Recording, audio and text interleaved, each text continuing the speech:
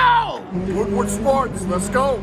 Woodward Sports, let's go! Woodward Sports, let's go! Woodward Sports, let's go! Woodward Sports Network, let's go!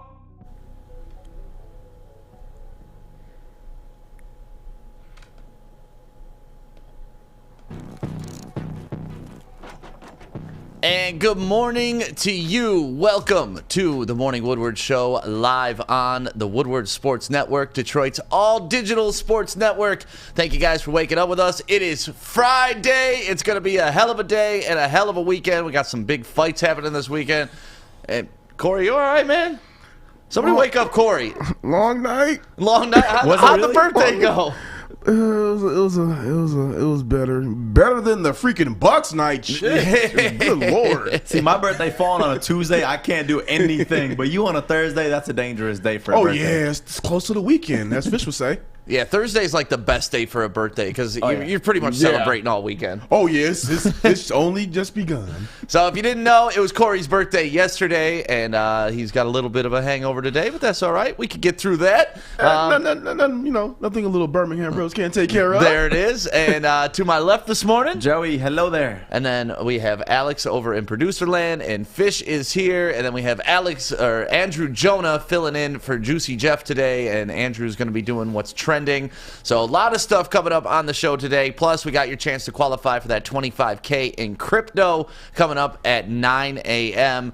But let's get into some Lions talk real quick. I mean, you know, we're kind of in the doldrums before everything kicks off, but really, the Lions have been in the news, and lots of people are talking about them, and they seem to be on the top of everybody's mind when it comes to stories and certain players wanting to go somewhere. And one player that has really sparked a lot of interest around the country is N'Keal Harry, the wide receiver from New England. And I wanted to talk about this because everybody's saying he should come to Detroit. He should come to Detroit. That's our weakness. We need a wide receiver. I said, okay, and I started doing some research, and I came across John Maakaron's article about this. He writes for Sports Illustrated about the Lions, and he is in studio joining us today. Welcome, John. Yes, sir, guys. Thank you for having me. I mean, even though you guys are way up there and I'm way down here, man, I feel good, comfortable. I love you guys' show, and I can't wait to talk about the Detroit Lions. That's awesome, man. Yeah, and like I said, when I started doing my research on N'Keal Harry, I saw your entire article. So why don't you just give us a little bit of your take on what you think? Would he be a good fit here? Is this something we should pursue? Or are we just, fool's gold because we want a new toy? Absolutely, guys. I mean, where's Brad Holmes? I think he's like Stick and Fish going on vacation. Coming in with the heat. This should have been already done. When you see the reports of what New England could potentially be asking for or what he's worth, a conditional 5th or 6th round pick, this should be already done. I mean, look at what everybody's kind of evaluating with the Detroit Lions, and one of their biggest weaknesses, it's at wide receiver. So why would you not take a look at somebody like N'Keal Harry, who obviously earlier this week came out and boldly stated, I want to be traded.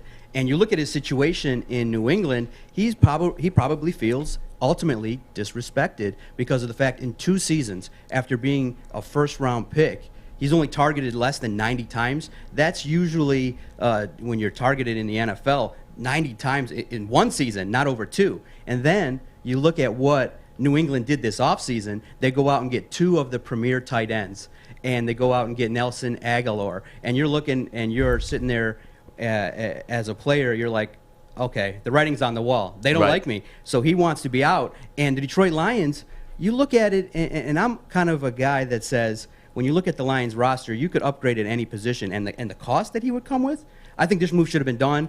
And I think that it would definitely upgrade the Detroit Lions at multiple spots, to add a player like that, because not only do you add a wide receiver that could help Jared Goff, I think you also help DeAndre Swift, you help TJ Hawkinson, and it makes everything better. And guys, it's about risk versus reward. And you look at N'Keal Harry, what's really the ultimate risk about trading for a guy that's making less than $2 million for the next 2 years? it's crazy to me because you don't challenge the Patriot way, and normally you hear players just questioning Belichick and how their usage and all that. Usually they're all in and they're bought in. Very rarely does a guy be like, I want out of here. I don't want to deal with this shit anymore. And like you said, if we can get this guy for a 6th-round pick, he was a 1st-round pick. And when New England drafted him, it was like, wait, New England doesn't spend draft capital on wide receivers in the 1st round. They never do this. You figured he was going to be the man. What the hell happened? Well, look, the adjustment to the NFL takes a minute. And obviously the first season got some targets, had a working relationship with Tom Brady. And then the second season, you go in and you look at it's kind of a downgrade when you go from, Tom Brady to Cam Newton. And his targets. A little bit. Yeah, it's definitely a downgrade. And sometimes in New England, you have to earn your respect. You have to earn your targets. And playing for Bill Belichick is never going to be easy. So for N'Keal Harry, I think when his opportunity came, I think that there were some things that happened in terms of his separation, a couple plays that were not made that he could have, and you sometimes quickly get into the doghouse of an organization and a coach. And it's still early in his career. So obviously for him, he looks at it and he says, I want to be featured. I'm a 1st-round pick. I got an ego. And I think that for a player like him, coming to Detroit, I think that right away, if you develop a working relationship with Jared Goff, I mean, I know that Goff is a quarterback that a lot of people will debate whether he's going to be here for a long time. But just imagine this, okay? You have T.J. Hawkinson, you're in the red zone, and you have an opportunity to throw to a 6'4", 225-pound wide receiver. I think that it benefits both players because then T.J. Hawkinson won't be the target of the best defenders of the opponents, and then potentially speaking, you throw up a ball to N'Keal Harry. I think it's just a match made in heaven. And look at it like this too. For those that challenged my article that said, "Hey, go and get him." First of all, how dare they challenge you? Never. Second of all, don't do it again. Don't do it again because here's why. You don't even have to give up a pick if you're kind of one of those people that covets the draft picks. No, don't trade draft picks. Fine, wait it out. And potentially you can put in a waiver claim. The Lions sit at 7th. It is a risk because 6 other teams can put in a claim, and I think that the Bengals, with a new quarterback, coming back, Joe Burrow. No line still. Exactly. I don't know if he would potentially be there, but you can also take the risk and put in a waiver claim. But at this point in time, I'm of the opinion you be aggressive. You go out there and you improve this team because, like everybody says, in reading Corey's work, thinking 6 to 7 wins is where we're at. You don't think adding a weapon like that to the offense makes the defense just a little bit better? Yeah. I think you can get a win or two with a player like N'Keal Harry. Go do it. What are you waiting for? Now, John, I agree with you. This is a deal that is pretty much low risk, high reward. Like, go ahead and go get him. Now, if I'm on the business side, it's a smart move. But I want to ask you your opinion on this. They got rid of Patricia. They got rid of Bob Quinn. Do you think just the front, how the Lions front office can be? Do you think they're just like, you know what? Even the deal is so good to do that we're just not going to do it because we just want to go in another direction from anything Patriot related? Absolutely. But in the National Football League, it's about talent. Yeah. And you guys are all reading the rankings. The Lions rosters ranked 31st. Coaching staff, Dan Campbell ranked 31st. There has to be something that changes the tide a little bit. And I know that picking up the phone and talking to Matt Patricia wouldn't be the most appealing thing, but Brad Holmes probably has a good relationship with everybody. And here's the thing in regards to the Detroit Lions, okay? I understand the notion that you want to have good guys in the room, good people to work with. You want to avoid any turds, but at the same time, if you're a good coach and you're hyping up this coaching staff that everybody's raving about, sometimes you have to take a chance on a player. And if it doesn't work out, you got to remember, if you're scared of giving up a conditional or a pick, you have a couple, compensatory picks to work with here. So the Lions have additional picks in higher rounds that they can work with. So like you said, in regards to the risk, it's so low that I think that Dan Campbell, if he recognizes this guy comes in and is not fulfilling his obligations, the bad guy in the room, they'll just cut him. They'll waive him. Move on. And also, too, they just lost Kenny Galladay, who's also 6'4", 213, 215, somewhere around that area. So you're going to be giving a guy who in college was a beast. Was a dog, as you guys just said. He was ranked to be somebody at least pretty damn good. Well, at Arizona State, he was a monster. And like we were talking before the show, like coming out, he was going to be, you know, in the Dynasty League that I do, he was going to be the number 1 or number 2 pick because he was the best wide receiver coming out. Now that we know that Brown is probably a little bit better wide receiver in that class. Glad you didn't do that. We know that now. But honestly, this is what good teams do, though. They capitalize on other teams' mistakes. And the Patriots don't make many mistakes. So if you can take their first-round pick and deal a 6th rounder, or I'd even be comfortable with a 5th rounder for it, because you're getting first-round talent for 5th round, you know, expenditure. That's what you got to do. You got to continue to make your team better. And like I said, Patriots don't make any mistakes, and if we can capitalize on one of their biggest blunders that they've had in, 10 years of drafting, I'm all for it. I want Harry here in Detroit. Let's say you want to go Williams or Cephas is the number 1 or 2. This to say hypothetically, can we really say that N'Keal Harry isn't better than anybody else talent-wise on that wide receiver board? No, he'd immediately be our best wide receiver. Yeah. And he's proven nothing in the league. That's embarrassing, honestly. It really is. But, I mean, my thing when I look at this is we all know the Patriots really don't make many mistakes. So is there something that we're kind of overlooking in this, saying that N'Keal Harry's got more than he really does? Because, yes, we know what he had in college, but coming out of Arizona State and working under Brady and Belichick for at least 1 year and Belichick for 2 seasons, why haven't they given him more? Well, to look at it from some of the cons perspective, obviously has issues with separation, maybe not enough speed at the top end level that potentially the Lions are looking for. But you have to look at it like this from this perspective. He's young. You've seen Jelani Tavai go from now 270 down to 240. So if you want to adjust, you say, hey, okay, drop some weight, maybe pick up a little bit of speed, but it's also about fit and scheme. And if you have Anthony Lynn, who's been and seen everything, you don't think you can tailor certain packages that involve N'Keal Harry, T.J. Hawkinson, Tyrell Williams? And like you said, Corey, I think that when you have a deficiency at a certain position, adding competition to the room, you don't think a guy like Brashad Perriman, Terrell Williams, Quintez Cephas, adding a N'Keal Harry could add to the room, and then I think that collectively makes everybody better. And I think if you're Jared Goff, you need to be going into the room and making some demands because your career's on the line. And even though, yeah, you got a hefty sum of money, you're on the hook here. Everybody's pointing at you. And the more weapons that you can acquire, absolutely make the move. It should have been done already. I think for the Lions, where they're at, I think it's a no-brainer. I mean, at this point in time, I'm not certain it's going to happen, but I'm when I saw that, I was like, going like this, going, oh my gosh, N'Keal Harry on the Lions.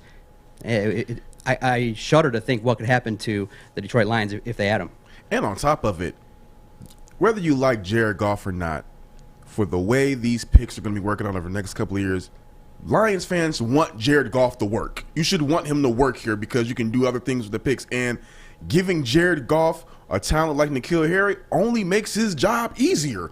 It allows him to be able to, I'm not going to sit up here and say playoffs, but do something of significance to make sure, like, okay, we can keep this guy moving forward as the quarterback. Just keep on putting more talent and pieces around him. Do it like you did yesterday.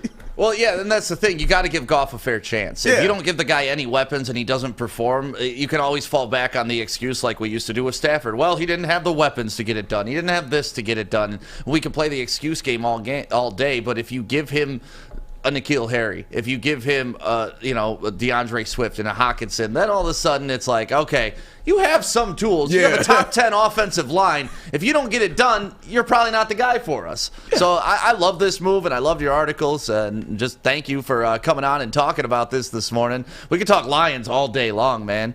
Corey, I know you had some other questions you wanted to ask. Me and you share a similar opinion about Stafford. What did you think about Kyle Shanahan's remarks over how I call it a love fest? Yeah, absolutely. You listen to the podcast. A lot of bullshit was being spilled. You're talking to a rival coach, and you're like, oh, your quarterback, I wanted him. I look at it like this. 5 years ago, I was writing and podcasting on the Detroit Sports Podcast Network. I was saying, when are we going to move on from Matthew Stafford? We're not.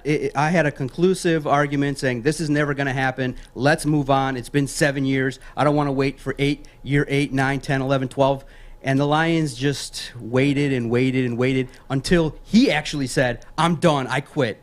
So for me, I've always felt Matthew Stafford is overrated. Look, having a big arm is one thing, but there's a lot more to it in terms of collectively rallying a troop of people and getting results. And if you're a quarterback making that much money, I don't care if it ends up being the 13th ranked salary in the league. You have an obligation as the guy to get your organization over the hump. So now, on the ultimate stage, I could, have egg all over my face and have the, be proven wrong if he goes out there and wins at the highest levels. But I truly believe it's going to be now the ultimate test for Stafford, and he's going to fail. You're out there in a tough division, biggest expectations that you've never had. L.A. with expectations is different than Detroit, where everyone's fawning all over you and, oh my God, you're so tough and you're the greatest thing since sliced bread. We're the best thing we've ever seen. In L.A., they just want the Super Bowl. They've seen Goff. They've had number 1 picks. It's time to put the ring and bring them a championship. And when it comes down to it, sure, he'll get to the NFC title game. But when he throws that interception and pick 6 happens or he makes the ultimate mistake, hey, you guys will see it, and I'll be there saying I told you so, because I never believed in Stafford after I gave him 6 years, 7 years, and after that I was done. I just think it's incredible expectations to place on a guy that's never won a postseason game to now place. Okay, you've never won a postseason game, but let's get us to the Super Bowl, get us to the NFC Championship. But you got to remember, the reason why he wasn't able to perform is we didn't have wide receivers, we didn't have a running back, we didn't have the right coaching, we didn't have the right GM, he didn't have the line, he didn't have the defense, he didn't. What other excuse am I missing in the whole why Stafford didn't get it done here? I'm just saying that first off, you want to say he didn't have a running back. I think that's kind of BS, it's all BS. But I get it. But Calvin Johnson, he's still saying he didn't have a wide receiver, and that's what I was going to get at. You're definitely not going to tell me he didn't have throwing options. Yeah. That's where I called total horseshit. And he threw those picks. He threw those picks. He threw those line drives looking straight into defenders. Being in the situation we are right now makes me realize we actually did have good wide receivers even beyond Calvin Johnson. Damn right. Like all of these. We had good teams. He had the number 2 defense in the league at one point. Yes. Couldn't get out of the first round. Again, I hate to sound like a broken record. He's gone 7 straight postseason quarters without a touchdown. 7 straight. I'm sorry, that's unacceptable. It's unacceptable. To not have one? It's unacceptable. And now I'm very happy we got Jared Goff, because I think he's kind of the quarterback that potentially the Lions could be looking for, someone with something to prove. And before we get out of here, I do want to say, Corey, I know you're the ultimate Lions hater now, 6-7 wins. If you look at 2021, okay, if the Lions can get to 5-5 after 10 games, look at the schedule after the Browns here. I'm going to pull it up here real fast. Look at the schedule after the Detroit Lions play the Cleveland Browns. You play the Bears, Vikings, Broncos, Cardinals, and Falcons. Wins. Look at that stretch. If the Lions and Dan 10-win Campbell season, damn. I wrote that. Lions can win, potentially 10 wins. If things do come to fruition and the team grows, they avoid injuries, other luck factors are there, you could get to 8-9 wins realistically if you can have a good start, good stretch. That 5-game window, you have wins there. So I'm of the opinion that, logically speaking, 6-7 wins, yeah. But if luck and the Dan Campbell factor really comes through, you could get to 8, 9, 10 wins. Somewhere Sean Baligian's having an aneurysm right now. I agree on the luck factor, and you already know where I'm at on the logic factor. I think 6 is their ceiling. But my thing is, I just don't want fans to come out and place playoff expectations on this guy day one, and then boom, oh, he sucks, run him out of town. I just want people to understand it's a process. Yep. Well, John Maakaron from Sports Illustrated, he writes for the Detroit Lions for them. Thank you for coming on and talking a little bit. N'Keal Harry with us today, and Stafford and Shanahan, and we appreciate you and all that you do for the city, man. Thank you for coming on. Can't wait to do it again, man. You love what you guys are doing. Appreciate it. And speaking of the city, 8 Mile Vodka. That's what you need to represent when you're out this weekend having some cocktails. You can go pick it up at your local Meijer store. It's born in Detroit. It says right here on the bottle, and they wouldn't lie to you like that. They're good people from Detroit. 8 Mile and Woodward teaming up all summer long. You should go pick up a bottle today. Tony is a third-generation logger that has a simple, practical approach to life and work. That's why his Coast DX342 knife is perfect for him. The stainless steel blade is rust-resistant and made for all-weather use. And the double roll-lock safety ensures that it will never inadvertently close when he doesn't want it to. That's why Coast is trusted tough. And a happy Friday to you. Welcome back to the Morning Woodward Show, live on the Woodward Sports Network, Detroit's all-digital sports network. And we got your chance to qualify for that $25K in crypto coming up at 9 a.m. It was awesome talking to John Maakaron from Sports Illustrated. But let's get into last night's game, fellas. There's a lot to break down in this game. Giannis did what Giannis had to do, and it wasn't even close enough because his supporting cast was out there just playing like I was on the team. Man, they was I playing gotta be like honest. it was blue chips. They was point shaving. You think so? Man, Chris Middleton out there point shaving. He out there getting a check The somewhere. fact that Drew Holiday had 11 shots through the first quarter was mind-blowing to me. I do want to say, though, I was ripping on Budenholzer and saying that he's got to really change up his defense in this game, too. He did do a much better job. So I won't knock him entirely on that because that pick and roll wasn't as effective as it was game one. So they did make the necessary changes. But when we talk about Giannis and the way that Giannis comes out, balling out the way that he did when he probably shouldn't even be playing right now, the team just cannot step up. You look at Drew Holiday, we mentioned him in game one, 4 of 14. In game two, 7 of 21. It's 11 of 35 in 2 games. Dude, like I said, when I looked up and he had 11 shots, I think it was through like the first quarter and like the first 2 minutes of the second. It's like, this guy's on pace to put up 40 shots this game. And granted, you want him to be aggressive because the Bucks need that, but you don't want him shooting more than Giannis ever, period, end of story. He's supposed to be a complimentary player. He's not supposed to be the featured act, dude. Like, come on. I mean, you know, a couple of my friends are saying that, you know, the problem with the Bucks right now is that they should not be running the ball through Greek Freak. Well, What?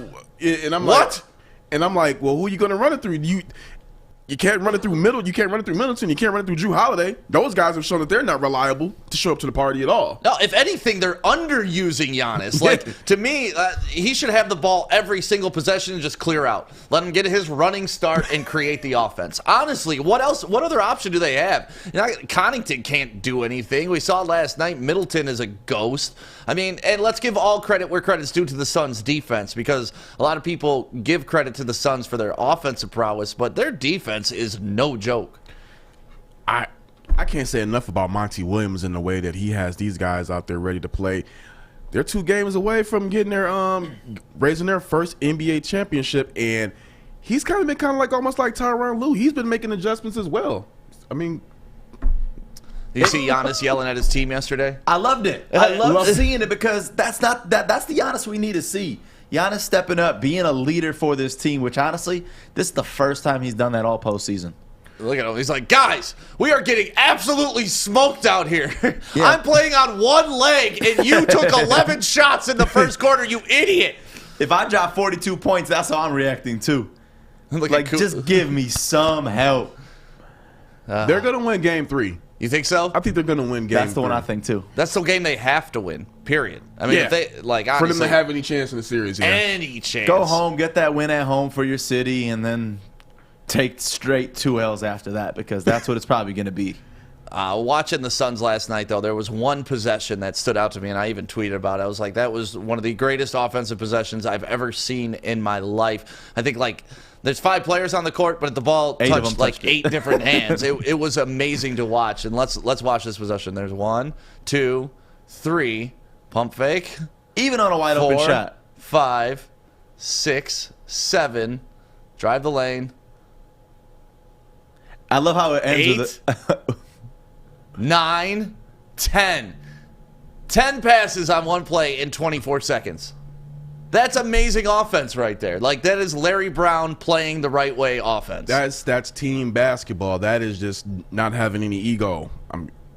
Devin Booker talked about how great how they're playing team ball, how they're all stepping up and living to the moment right now, and it's amazing to see. I think this is right now this Suns team, regardless of the injury. I know yesterday I said about how the injuries got them to this point, but they're still showing that team basketball really does matter in the NBA, not just, relying on one man to be that guy. Yeah, here's what Booker had to say about that play. I say just chemistry, trust, believing in your brother, believing in your teammate. And we actually talked about that play right after the game, me and Mikal. He was like, I think that was the most pumped I've been after a play. I was like, me too. Same here. So, when you're playing like that, it's fun. It's fun. Everybody's touching it. You feel the energy of the ball when you get it. You want to make a play for somebody else, and something opens up always when, it's popping and moving like that. And what's cool about that is you're seeing that they're buying in. And once you buy into that team concept, we saw it in 2004, like it's almost impossible to beat when somebody's willing to make that extra pass. And the big thing, too, when you look at it, Giannis goes off 42 points. He just needs one of his teammates to step up even a little bit. Anybody. The Suns just have so much weapons, so many players that can just be dominant and score. Even Chris Paul having 6 turnovers, they still look like they had a hell of a game. 6 turnovers for Chris Paul. Yeah, 2 of those came at the very end of the game where he just was throwing behind the back passes, like lobbing it. I was like, what the hell is Chris Paul doing? But yeah, to your point, they just have so many weapons and so many interchangeable parts. Like Cam Johnson is one of my favorite sleeper players in the entire league right now. Yeah, he's having an incredible postseason. Yeah, I mean, it's not flashy. He's not putting up big numbers, but he is impactful every time he's on the court. He's playing his role. He's I would say he's the definition of a quality role player. He doesn't step outside his box and try to do too much. He plays his game. Yeah, Booker looked amazing last night. That one step back 3 where he left his arm up like this. You got that video, Alex? This was my favorite. It's like, take it back to white men can't jump. Just leave it up there. It's so pretty. It's so pretty. Like, that's when you know you're on fire, man. And what was crazy about this game when it first started, the Bucks looked damn good in the first quarter. They did. Yeah. I really thought that this was going to be like, okay, maybe this might end up being 1-1, but the Suns just imposed their will on them. Yeah, well, what happened was that they finally, during the first quarter, they finally caught up to them. And I was talking to my mom. My mom's still in town, and obviously she was watching we were watching the game last night. That's your co-analyst at home. Yeah, honestly.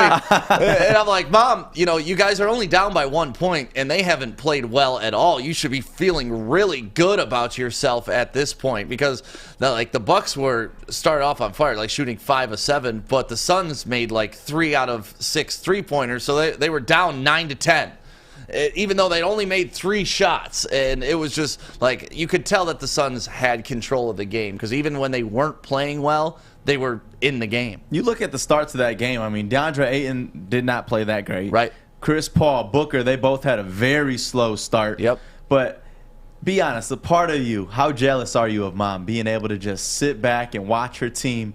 Honestly, not even a 99% chance they get this championship ring. It's a 100% chance they're getting this ring. No, I'm a little jealous. I'm a little jealous. I want that feeling back. And, she's always talking about, oh, we have such great fans and stuff. I'm like, I know, that's cool. We got great fans here, too. Like, are you going to go to the parade if they have one? Hell no. Hell no. I'm like, listen, I like the Suns. I like their team. I've grown to love them more because my family is rooting for them. Yeah. But at the same time, I got no affiliation with the Suns. Like, the only thing I'm pissed about is Devin Booker is playing for the Suns and not here in Detroit. And, speaking of that, you know what? I'm not gonna ever be mad at Devin Booker. I love his game. No, it's not his fault. It's our dumbass fault for not drafting him. I just hate that in each of these press conferences, he just keep on needling us how much he loves Michigan and how much he loved the Pistons. Outside of Kobe, who's your favorite player? Rip Hamilton. Yeah, actually, everybody from the 2004 Pistons, like, oh my god, freaking talk to him during the playoffs.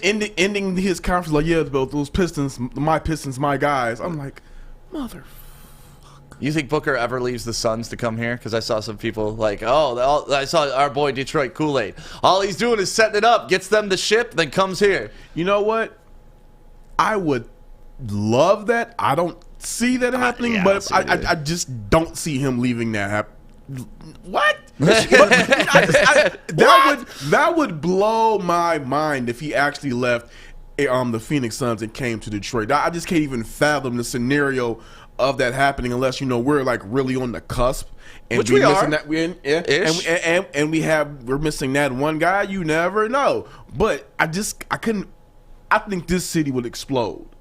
Yeah, it would be nuts. The only way I can see it happen is Chris Paul retires after they win a championship. The team kind of falls apart in a couple years, and at the end of his contract, he's like, I've had enough of this. But I'm not rooting for chaos in Phoenix. I like what they got going on there. It's just, you're peering over the fence like, ooh, sure would be nice if that was over here. I'd appreciate that. He talks about his summers in Lake Michigan, and I'm like...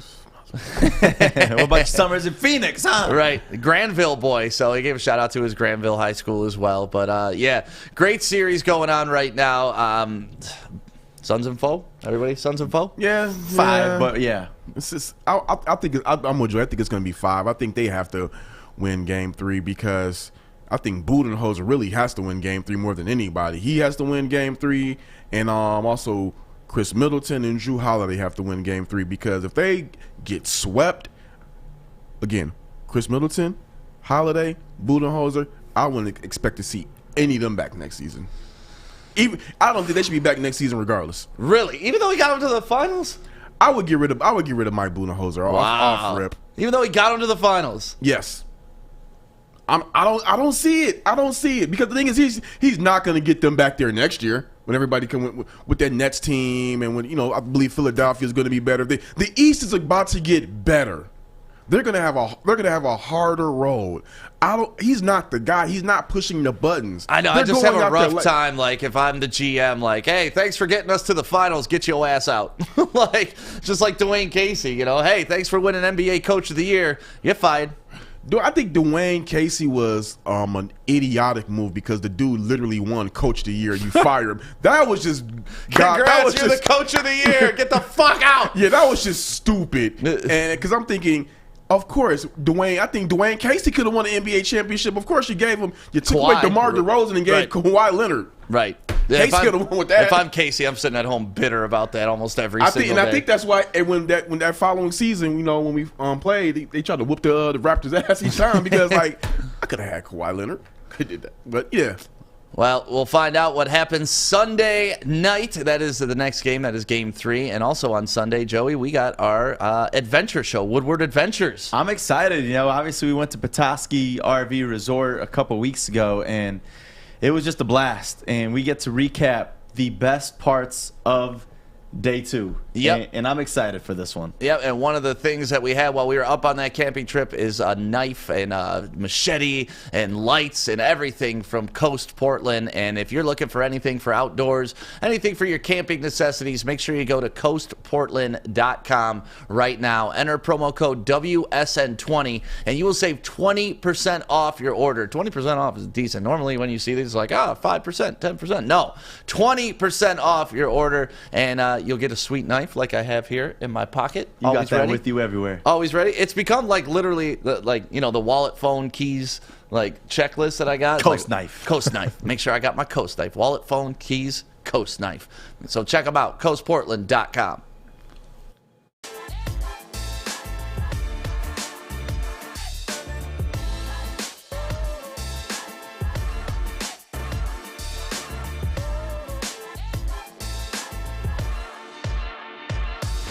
Good morning, everyone. Extra, extra, read all about it. Let's get into Joey's news. Let's go. Hey, I'm just excited we got to see Giannis take control of the game the way he did. You saw him getting all hype in the huddle. We just played that video. But the fans getting in Giannis's head. You think this guy is screwed for good on these free throws? Like, how do you recover from this? Just look at it. Getting in his head, airballing yet again. From way ahead, late in the fourth quarter. I think he should just hold it there and see how far it goes.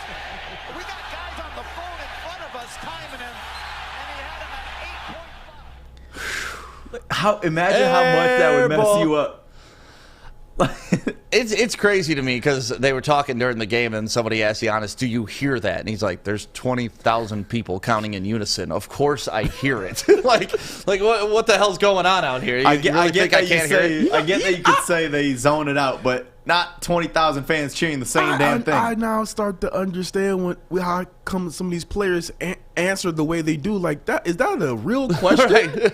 Do you hear the 20,000 people all chanting the same thing while you're at the free throw? No, the fuck I don't. Nope, I'm invincible. But I think that Giannis is going to improve on his free throws. Just not right now. This offseason, that's going to be a main focus for them because I think that is almost blasphemous to say this, but that is really the last piece that's missing from taking him to the next level: free throws and a more consistent mid-range.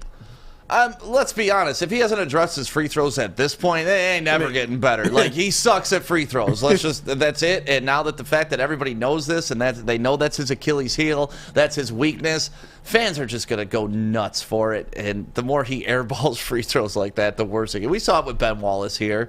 But like Ben Wallace, you could expect that. Giannis is at least a good shooter. It doesn't make sense to me. Like, change up your form, do something different. So it ain't that hard. Go with the Rick Barry under the leg throw. So I've been looking. I just wanted to check out his stats, and after his rookie season, Giannis was, he floated around in between a 75% free throw shooting, but the past couple of years, 63%, 68%. So whatever he was doing when he was shooting up in that 70s, 75s, he needs to go back to that because now these past 2 seasons he's taking a slip. I don't know whether he changed his form. Dude, 75 is not bad for a free throw shooter. If Giannis is 75%, yeah, they're not hacking him all the time. Yeah. And that's the thing about it. It's like, I want to see Giannis be more aggressive driving to the lane, but what's that going to lead to? More fouls, more free throws, more missed free points. He's got to get better at free throws. Yeah. It's just the bottom line. If he wants to be, he already is a dominant player. He's an MVP, so you can't take any of that away from him. But if he wants to take that next step and win a championship, he needs to hit his free throws. You're never going to win with a big man that can't shoot free throws unless it's Shaq. I'm gonna go back and look at some of his past few seasons. Before the past 2 seasons, I'm gonna go back and look at his free throw form and see if he changed up anything, because the guy, from 74%, 72%, 77%, 76%, 73%, and then the past 2 seasons, 63 and 68. So what? I got to see what changed for him to drop off like that. That is curious. It does make you think, because, I mean, you go your whole life. The free throw line doesn't change. It's the one line in basketball that doesn't change. 3-point line changes. Everything else changes. The length of the court, all that. Everything changes. The height is still the same. It's still a 10-foot hoop. Right, I was going to say, height of the rim, that doesn't move. But still, you got to be able to hit your free throws. You got to see Jeff Van Gundy with the quote yesterday. This had me dying. No, what'd he say? Dad, Melvin, used to quote the great Jay-Z. Go further, go farther. If not, why bother? My man. Whoa. How long has he been waiting to use that shit? Who wrote that for him? 100% someone wrote that out for him. He heard it that day. I'm going to use this one. Oh, man, I know what'll make me seem hip with the kids. And sorry, Kareem Abdul-Jabbar, but man, dude's getting old with this prediction. I get it. It's the team that drafted you, but damn. Some 50-odd years ago, the Bucks and Suns had to flip a coin to see who would get the opportunity to draft me. This time, I'm taking charge of it. Bucks and 6, Fear the Deer. Think he meant to say Suns? Suns and foe. What else is Kareem supposed to say? He's got to say the Bucks. He's one of their legendary players, so I don't take too much stock in it. I said, you know what? If it makes you feel any better, I said the Bucks and 6 too. Two legends sound like dumbasses. Man.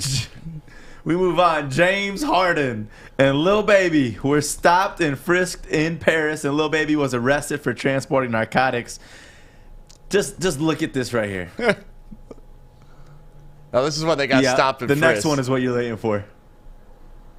So they got caught. Here, this was the next video. Look how high Baby looks.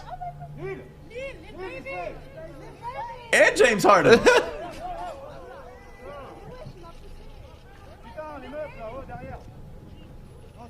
What the hell does Harden have on? Yeah, I don't know. He looks like that suit from the Kanye West I love it video.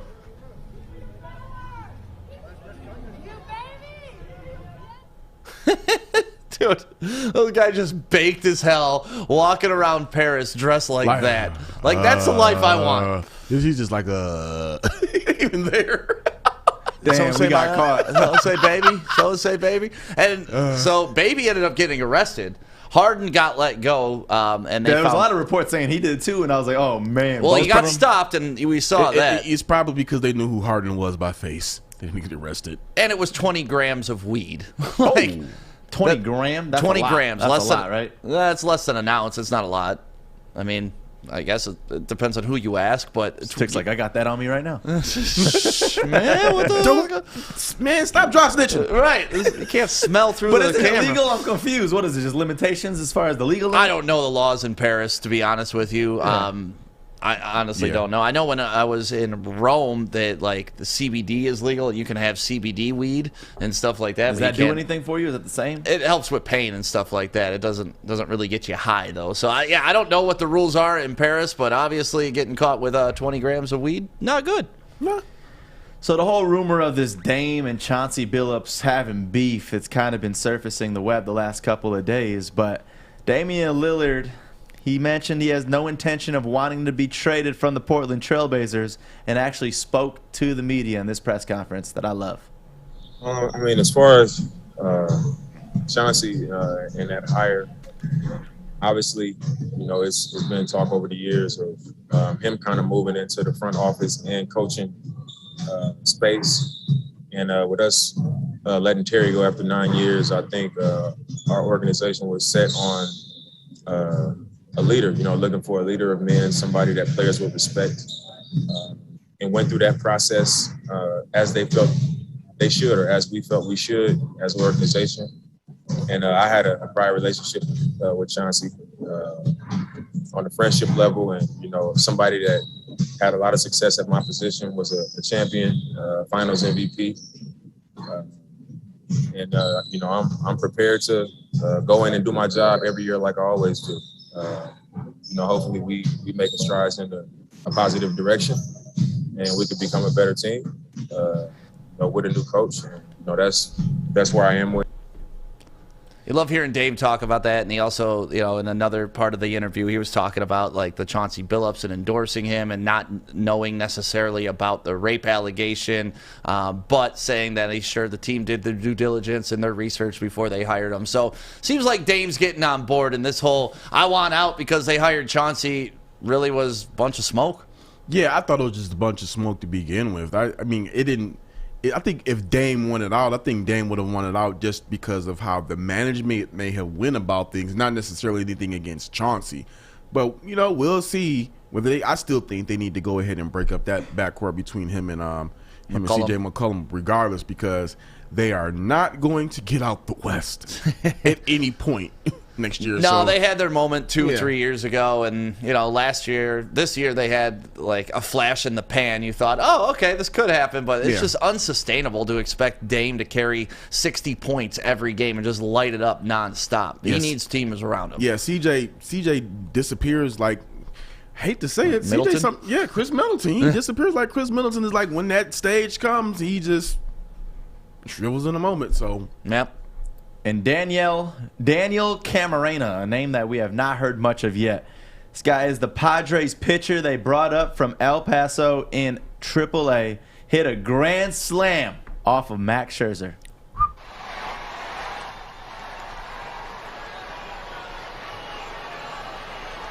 Camarena to deep right field. Camarena plays it, slam Diego. Are you kidding me? The Padres pitcher they just brought up from El Paso, the San Diego kid. Hit a grand slam. Dude, what an amazing moment for that kid. Stadium, like, going nuts. I've never seen commenters go that crazy. It was awesome. Dude, and how he reached down to hit that ball out. I did not think he was putting that ball out. But it was crazy because he was talking after the game like, you know, it was a wild day for me. It started in El Paso, then I get called up. Next thing you know, I'm facing Max Scherzer, you know, in a packed stadium. And, you know, not only that, he hit the granny, right? Amazing. And to get that off of Scherzer, too. It's crazy to me that Scherzer, like, it seems like 20 years ago that he was pitching here in Detroit. Yeah. Like, I just feel like that whole era is so far removed from what we're at now with the Tigers. How many was it for real? What? Years ago. 6, I want to say. Something like that. It was a part of the whole retool and rebuild and, just getting rid of David Price, getting rid of Scherzer, getting rid of Verlander, getting rid of Porcello, getting rid of everything. Yeah, they have that crazy pitching lineup. Oh, insane. It was just insane pitching lineup to go with our insane hitting lineup with Prince Fielder, with Miguel Cabrera, with Johnny Peralta. Just, how those teams, I get it, they got to the World Series, but how they didn't finish the job is mind-blowing to me. And how they just got whacked in the World Series, like swept, just makes no sense. Makes no sense. Hey, we got a local kid by the name of Eric Haas, at least, though. Yeah. Hitting these homers. Tigers kicked off the series against the Minnesota Twins. Lost 5-3. We're now 40-48 on the season. But what bothers me is we beat the good teams, but we lose to the shitty teams. We really do. Yeah. Welcome to baseball. Here's that hit. Here's that hit. In left center field. Haas turns on one. Deep left field. That ball is crushed. Two-run shot for Eric Haas, and the Tigers have drawn first blood here in Minnesota. Hey, here's a fun fact that Andrew Jonah actually sent me. Nothing to do with the Tigers, but did you know that Shohei Ohtani hasn't taken batting practice all season? I saw that. Was it Buster Olney that reported that? Yeah, I saw that. All season, leading the league with 32 home runs right now. You want to see something else crazy? Go watch Ohtani when he played in the Japanese league.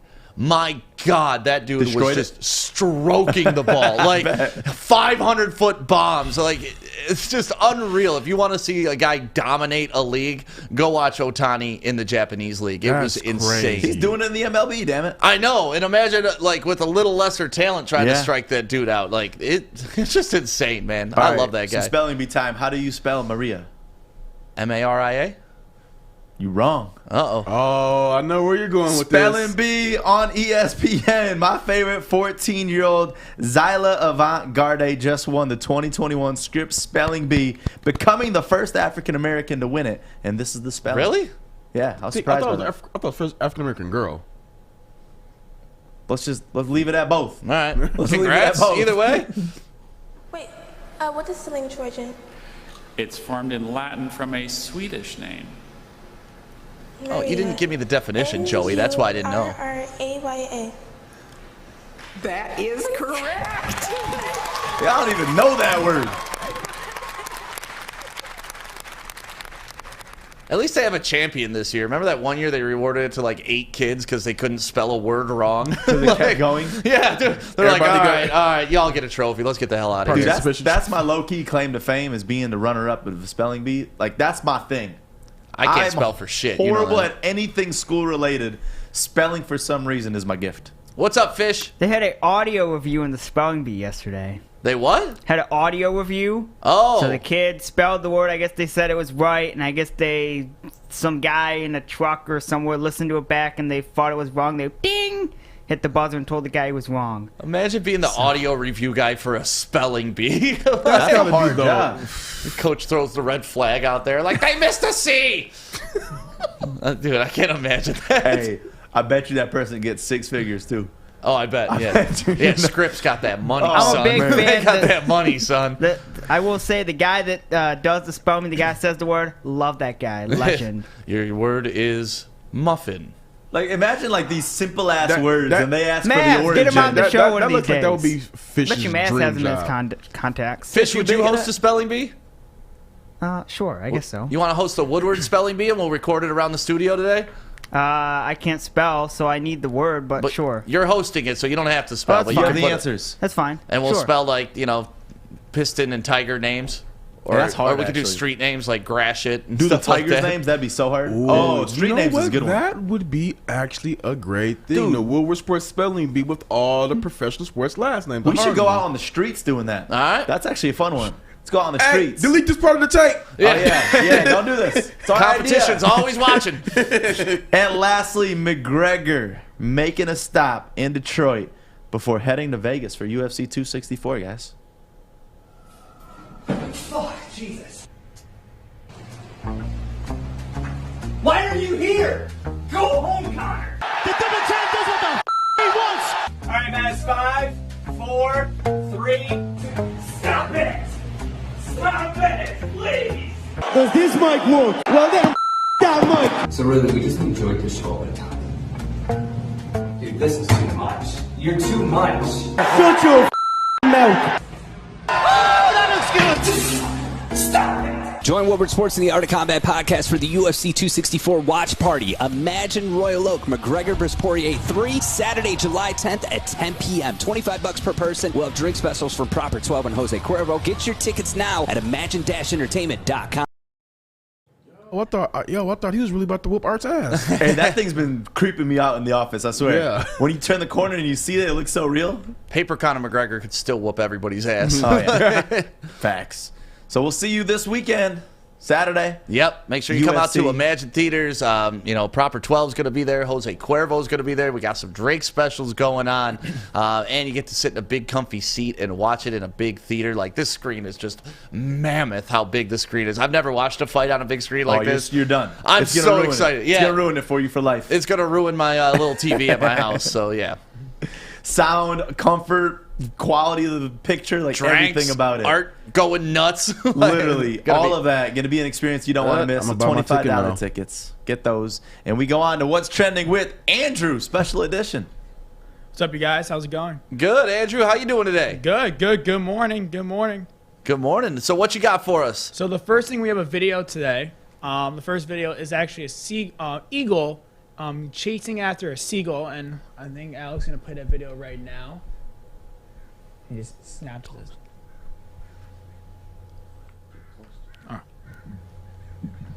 Look at it. It's like a chase on a golf course. Yeah, it's insane. But I watched this like 17 times yesterday. That is amazing. And everybody hates seagulls, so this is okay. And get the Canadian geese, too. Take all of those. I think this was in Canada, though. That's the funny part. Did I hear Canada? Yeah. Oh, man. Got him! Yeah, I was in Vancouver at a golf course. Wow, that's amazing. Nature's so brutal, bro. Nature is so brutal. And the second, we have a picture, and it's Sticks, one of Sticks' favorite people. It's the Suns with 4 guy. Yes. And he went, I guess, behind everyone's back and took a picture with Jamal Murray. And apparently it's at like a strip club or something like that a couple of days ago. Dude, he probably got guest appearances at strip clubs now, too. This guy, you see every day on his social media, he's got after parties.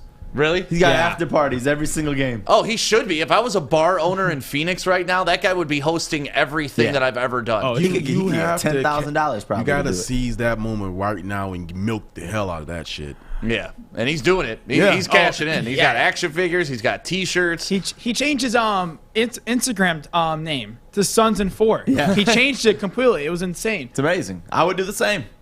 I would do the same too. If I were him, I would go to every game and I would be like taking pictures of everyone. I'd be going crazy. Did you see the first game after that whole incident happened? It was like an hour of just straight continuous photos. Yeah, it was like going to see Santa at the mall. Like everybody's just waiting to say hi to him and take the picture with him. Girls probably want to sit on his lap too. Yeah, guaranteed. His girlfriend's sitting there like, this ain't working. She's seen the dollar signs come in from this. It's all good. Awesome. You got anything else for us? Oh, that's it, you guys. Awesome. That's a great video. That first one with the eagle, that's amazing. The eagle and the seagull. Yeah. It's amazing. I want to give a quick little shout out to Northwestern Tech because it's only 10.5 months for you to get your new career started if you go check them out right now. So think about it. 10.5 months from now, you'll have yourself a brand new career. Check them out right now. northwesterntech.edu. It's the HVAC school that works. Hey guys, I'm D-Mac. Hey guys, I'm Pilar. That was a little slow. All right. Hi, I'm D-Mac.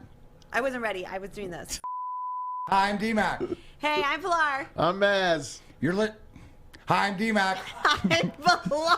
I'm Maz. We suck. You suck. Catch us Monday to Friday, 3 to 5. Every day right here on The Hook. On Woodward Sports Network.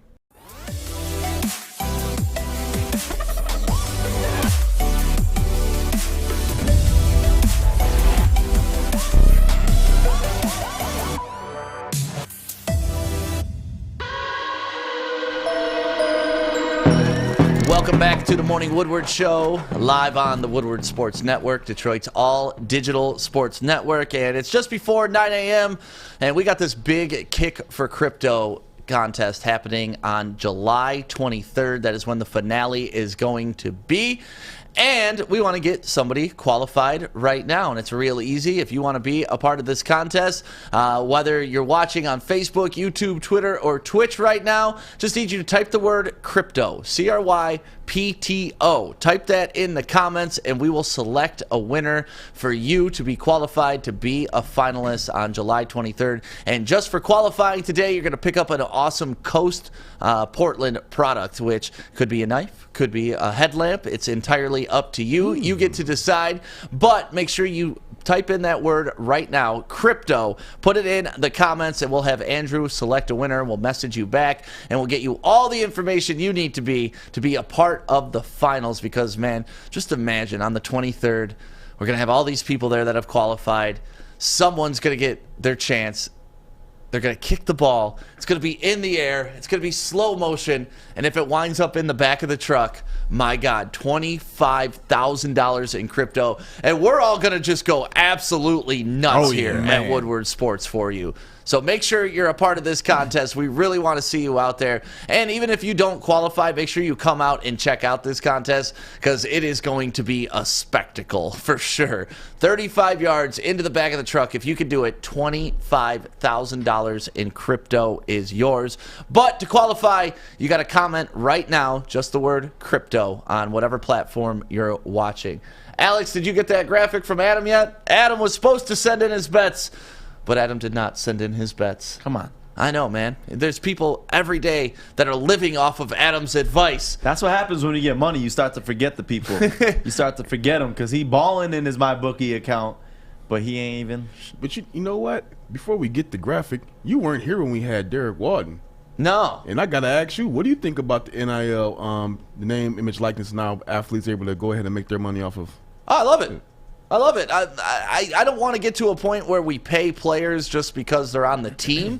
But if you're good enough and so a car dealership wants to pay you to come out and sell some cars, go do it, man. Like, you know, like when Joik was at Wayne State, if American Coney wanted him to go down there and eat conies and promote them, do it. I think it's great. I think it really is great. I think what's going to be very interesting, though, is you're going to have kids that are like fringe great athletes but are really good on social media, and they're going to be making more money than the star athlete. But that's what it's all about. You know, we're in this social media craze right now where everybody is all about social, Instagram influencers, things like that. You're going to get your money. If you got no personality and you could just play ball, you're going to get your money when you get to the league. Yeah, but think about a guy like a Barry Sanders, very introverted, just wanted to show up and play ball. He's not going to go out and get that extra money on the side. He doesn't want to. He doesn't want to be a part of that circus. So it's going to be interesting to see the guys that really capitalize on it and the guys that are just like, oh, man, I'm just here to play football. And I also look at the guy who he knows he's not going to make it in the league, but he's able to take some of those endorsement deals and, you know, maybe start a business and be able to set himself up for after college because he already has some startup money. So that's kind of how I was thinking about it, because what this will do is it'll eliminate that whole rags to riches story for some of them. There are going to be some guys who are going to get maybe a couple of $100, a couple of thousand. And as we see right now, there's guys getting millions. Yeah. Yeah, man. Well, speaking of a guy getting millions, Adam is on the line. He's joining us via vMix. Adam. Oh, this isn't going to work. You're driving on the South Field. Just leave this. This is great. Use that money and get you some damn signal. Yeah, get you a cell phone with all that money, man. So Adam texted me his bets. Let's just run through them real quick. Angels to cover 1.5 runs. Dodgers to cover 1.5 runs. Yankees versus Astro over 9.5 runs. That's a lot of runs he's anticipating that game to be putting up. And he's taking the Tigers on the money line, Fish. You hear that? We got to. Adam's taking the Tigers on the money line tonight. That means they're going to lose. You know, I love when he picks the Tigers, but yeah, whenever he picks them, they end up losing. Not this one, though. This one, we're getting this W so against I the Twins. hope last time we picked them, I believe it was Wednesday or Tuesday, they lost. So hopefully they win. Because I want Adam to keep picking the Tigers when they win. So. Yeah, so if you want to get in on these bets, he's got the Tigers on the money line, Angels to cover 1.5 runs, Dodgers to cover 1.5 runs, and Yankees versus Astros the over with 9.5. So, yeah. Make sure you place those bets, and if you want to, it's real easy. Just go to mybookie.com right now, and when you set up your account, make sure you enter promo code Woodward, and we will match your first deposit up to 50%. So you got an extra $100 lying around, go set up your account. Now you got an extra $150 lying around. Did he tell you how much it pays out? No, he did not text me the lines and all Dude, that. everything he's been doing was like $100 to get 9,000. Yeah, normally it says win 100 to win 9,000 like that. Yeah, he did not say that if you wanted to do the parlay. But yeah, solid bets for Adam today, and make sure you go to mybookie.com. He's probably got 2,000 on this one, 2,000 on another one, 2,000 on another one. Yep. Go mybookie.com, enter promo code Woodward today, and set up that account.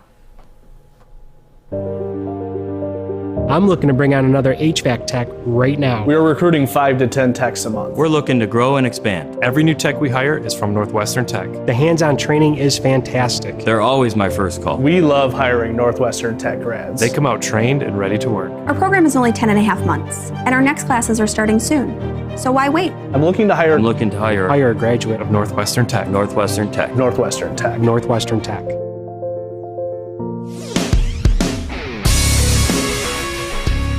Happy Friday to you. Welcome to the Morning Woodward Show, live on the Woodward Sports Network, Detroit's all-digital sports network. Thank you guys for waking up with us, and thank you, Twitter, for finally verifying us. Whew. It's been a long road, but we made it, guys. Blue check, baby. Not even a long road. 8 months to get the blue check mark. That's pretty impressive. Yep. Yeah, yeah.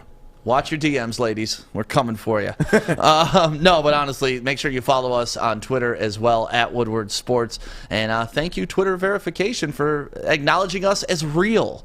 And we're actually here, and we're a thing. Let's talk about the NFL real quick, and about this new format that was suggested for not only the Pro Bowl, but the #1 overall pick in the draft. And obviously with the NFL, it's all record-based and who you play and all that good stuff.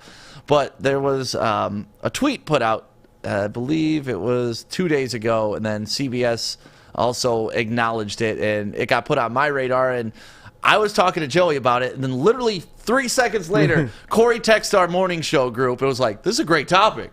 And I was like, no way. We were literally just talking about this. But if you didn't hear, it's been proposed that instead of doing the Pro Bowl, have the 2 last place teams in the NFL play each other for the #1 draft pick. And I love this, because think it would have been the Lions this year, and who else? Oh, no, not the Lions this year. Sorry. I'm sorry. Scratch that. It would have been Houston this year. And who else had the second worst? Falcons were probably one of the worst. The Eagles were probably one of the worst. Well, who had the second overall pick? You know what's crazy? I am really drawing a blank. Yeah, me too, for some Jaguars reason. and Jets. Jaguars and Jets. The Jags and the Jets. So it would have been the Jags and the Jets this year playing for that #1 pick. That would be an amazing matchup. I mean, I won't lie. The Pro Bowl sucks. I'm not a fan of watching the Pro Bowl. It used to be good. It used to be good up until, what's his name, freaking laid him out. Who was it? I'm drawing a blank, too. Well, welcome to the blank. Draw blank Friday. Yeah, draw blank. It is Friday. Who was that? Who had that crazy hit? That dude just railed that into the dude rim. knocked that curve hard as hell. We really got to set up curb cam, man. These people are absolutely out of control when they pull up here. But either way, to your point, like, you know, the Pro Bowl used to be a thing. Like, I used to look forward to it when I was a kid. And then it turned into just a vacation. Everybody went to Hawaii. Nobody really hit each other. And then it turned into two-hand touch, which was just like, why the hell am I even watching this? So if I could get some real football the week before the Super Bowl, I'm all for it. And just the actual implications, the #1 draft pick is on the line. That's pretty cold. I love everything about that idea. And it's just, it would, again, the Pro Bowl is not what it used to be. The guys don't tackle. The stars really are, they're there just, you know, to kind of like, it's almost like a glorified practice. Right. It's worse than a practice. It's a walkthrough. Okay, there you go. Like, Glorified it's not walkthrough. even like a real practice. They don't hit. Like, half of them don't even wear leg pads. And like, it's just embarrassing that the tackling has turned into, all right, I got you wrapped up, plays over, not throwing people to the ground. Like, this is football. I want to watch football. Sean Taylor, that's who I was thinking of, by the way. It just came to me. Yeah, Sean Taylor lit that dude up. Dude, lit him up. But the thing, too, is a lot of these, even the NBA, I mean, don't get me wrong. We got number one, I'm happy as hell. But the way that they do that draft lottery, I don't care for it. They can make it more exciting. The way that they determine these picks could be more, like, think about just going head-to-head like this, but the only scare with that is then tanking would be a thing for real. Yes. That's the only fear I got. Listen, not to always equate everything to my Dynasty League, but this is how we settled the number one pick in our Dynasty League, too. It's like Gus Macker. You have the toilet bowl, you have your losers bracket, and to keep people playing throughout the entire time and to make it interesting past week 10 for everybody in the league, you do this and you make the worst teams play each other. Mm-hmm. Whoever's the best of the worst gets the number one overall pick. And I love that. If you're the best of the worst, okay, you have a slight edge, maybe you should get the pick. I mean, what do you think would have happened if the Jags would have played the Jets at the end of the season this year? Ooh, that would have been a awful football game. But, worse than the Pro Bowl, though. That's what we're debating. No, that'd be honestly just the excitement of knowing that the winner of these horrible teams gets to get that first pick is so much fun. I wonder, do they go in the field and celebrate? Honestly, yeah. You get the number one pick. Yeah, you get the number one. You get they just bring out a big number one. Like, that would be hilarious. Confetti's falling. Like, we just got Trevor Lawrence. It'd be an embarrassment to both organizations. That would be awful. Andrew, what's up? Easy made a good point. If you're the QB who's playing that game, would you try to purposely lose that game so you don't lose your spots? Oh. Ooh. Trevor Lawrence was taking your spot 100% this year. Was this mic not on, Fish? It's on now. So repeat what you just said. So basically, what Easy said in the chat is if you're the QB that's playing that game, would you try to purposely lose that game? He says, imagine being that QB playing the toilet bowl and you knowing that Trevor Lawrence is going to probably take your position. Oh. I mean, if you were good enough, you probably wouldn't be in that position anyways. So I don't know. You also wouldn't be in that 1 in freaking 15 position either. Right. What's up, Fish? European method sucks. We're not doing promotion relegation. It sucks really. Number one pick playoff game. This isn't promotion and regulation, though. You're equating two things that aren't even close. This is for a draft pick, not to stay in the league. Well, looks like Europe is winning after all. Yeah. How did 70-76 work out for them? Not great. But America, bitch. But it worked out. Because we're using their method, eh? It's not the regulation method, though. It's close to it. No, regulation method is if you lose, you're out of the entire league and they demote you. But they still have playoffs. Yeah. That part's similar, but it's not the regulation method. Quit trying to blur the lines there, Fish. It's close to I know it. you love Europe, but I love this country. We do everything right over here. They have it in France and Germany. The 18th How'd it work team out for plays France the in third, 1776? No, actually, France was very integral in us winning that war, so thank you, France, for that. Well, Quebec. History was thick. Yeah, I do love history, especially when it comes to the Revolutionary War, man. What an exciting time to be an American. Back to the subject, though. I wasn't here for 4th of July. I didn't get to get all my patriotism out. Corey right now, like... By the way, Britain does have Independence Day. They do? Yes. From what? I don't know from what, but they do have Independence Day. From the tyrant King George. It is June 4th. Okay. I don't know how much it's celebrated because I never knew it was, but I just thought, hey, does Britain have Independence Day? And my parents are like, for what? I'm like, from themselves? But they have it. It's June 4th. Okay.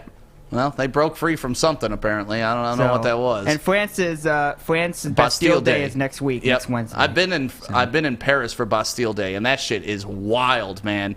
Like, you're talking like 3 million people around the Eiffel Tower. They're throwing like M80s in crowds, and it's blowing up. Like, people drinking. It was a scene when I was at Bastille Day. Someone threw an M80 in a pond for 4th of July at my house. I had never been so scared in my life. I could see Joey. Oh, my gosh. I was like, uh-oh. So what do you guys think? You guys down for this? Would you rather replace the Pro Bowl with this? I mean, everybody in the chat's thinking this is an awesome idea. I'd do anything but the Pro Bowl. I Okay. mean, I would at least. I wouldn't say, hey, this has to be a thing for forever. I would say, you know what? Try it out, see what happens. If it doesn't work, you can always revert back. How about this? I love Adam's comment here, though. Imagine going 0-17 and you still can't get the first pick. That would be awful. Yeah, you don't deserve it then at that point. Right. How about this for a proposition of something else that you guys could do? What if we were to go on draft night and Goodell goes up there and says the first pick and you don't even know the order yet? He goes up there and he says the first pick goes to the Detroit Lions. You got 5 minutes to pick your pick. Oh my God, the mass scramble that would, like, the Lions just get put on the clock with 5 minutes. Oh, that'd be sick. I mean, teams have months to prep for being on the clock, and they still use their whole 10 minutes. That's what I'm saying. Like, how fun would that be? Because they're already using all that time. At least now use this time to where, as fans, right, you're going through and researching, like, who do I need? Go on Twitter. Go on this. That'd be fun. That would be fun, but it also lead to a lot of shitty draft picks. Yes. But it doesn't matter. I mean, they have all the time in the world, and we still get shitty draft picks sometimes. But, Fish, do you like this idea? Yes. It is a very smart idea. And I don't think the NFL is going to take it, but they should. Okay. Andrew Jonah? I love it. This is a great addition to the NFL. And the Pro Bowl is boring. Like, who watches the Pro Bowl? It's kind of boring. Even their skills challenge is kind of, not as exciting as NBA's or even NHL's, honestly. So I think it's a good move by the NFL to make it more exciting during that weekend.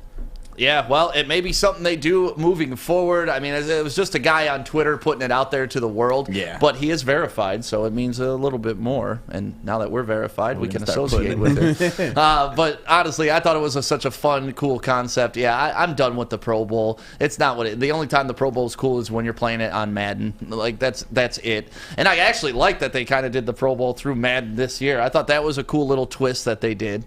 I mean, it's better than an actual damn game. Right. A simulation is better than your actual quote-unquote all-star game.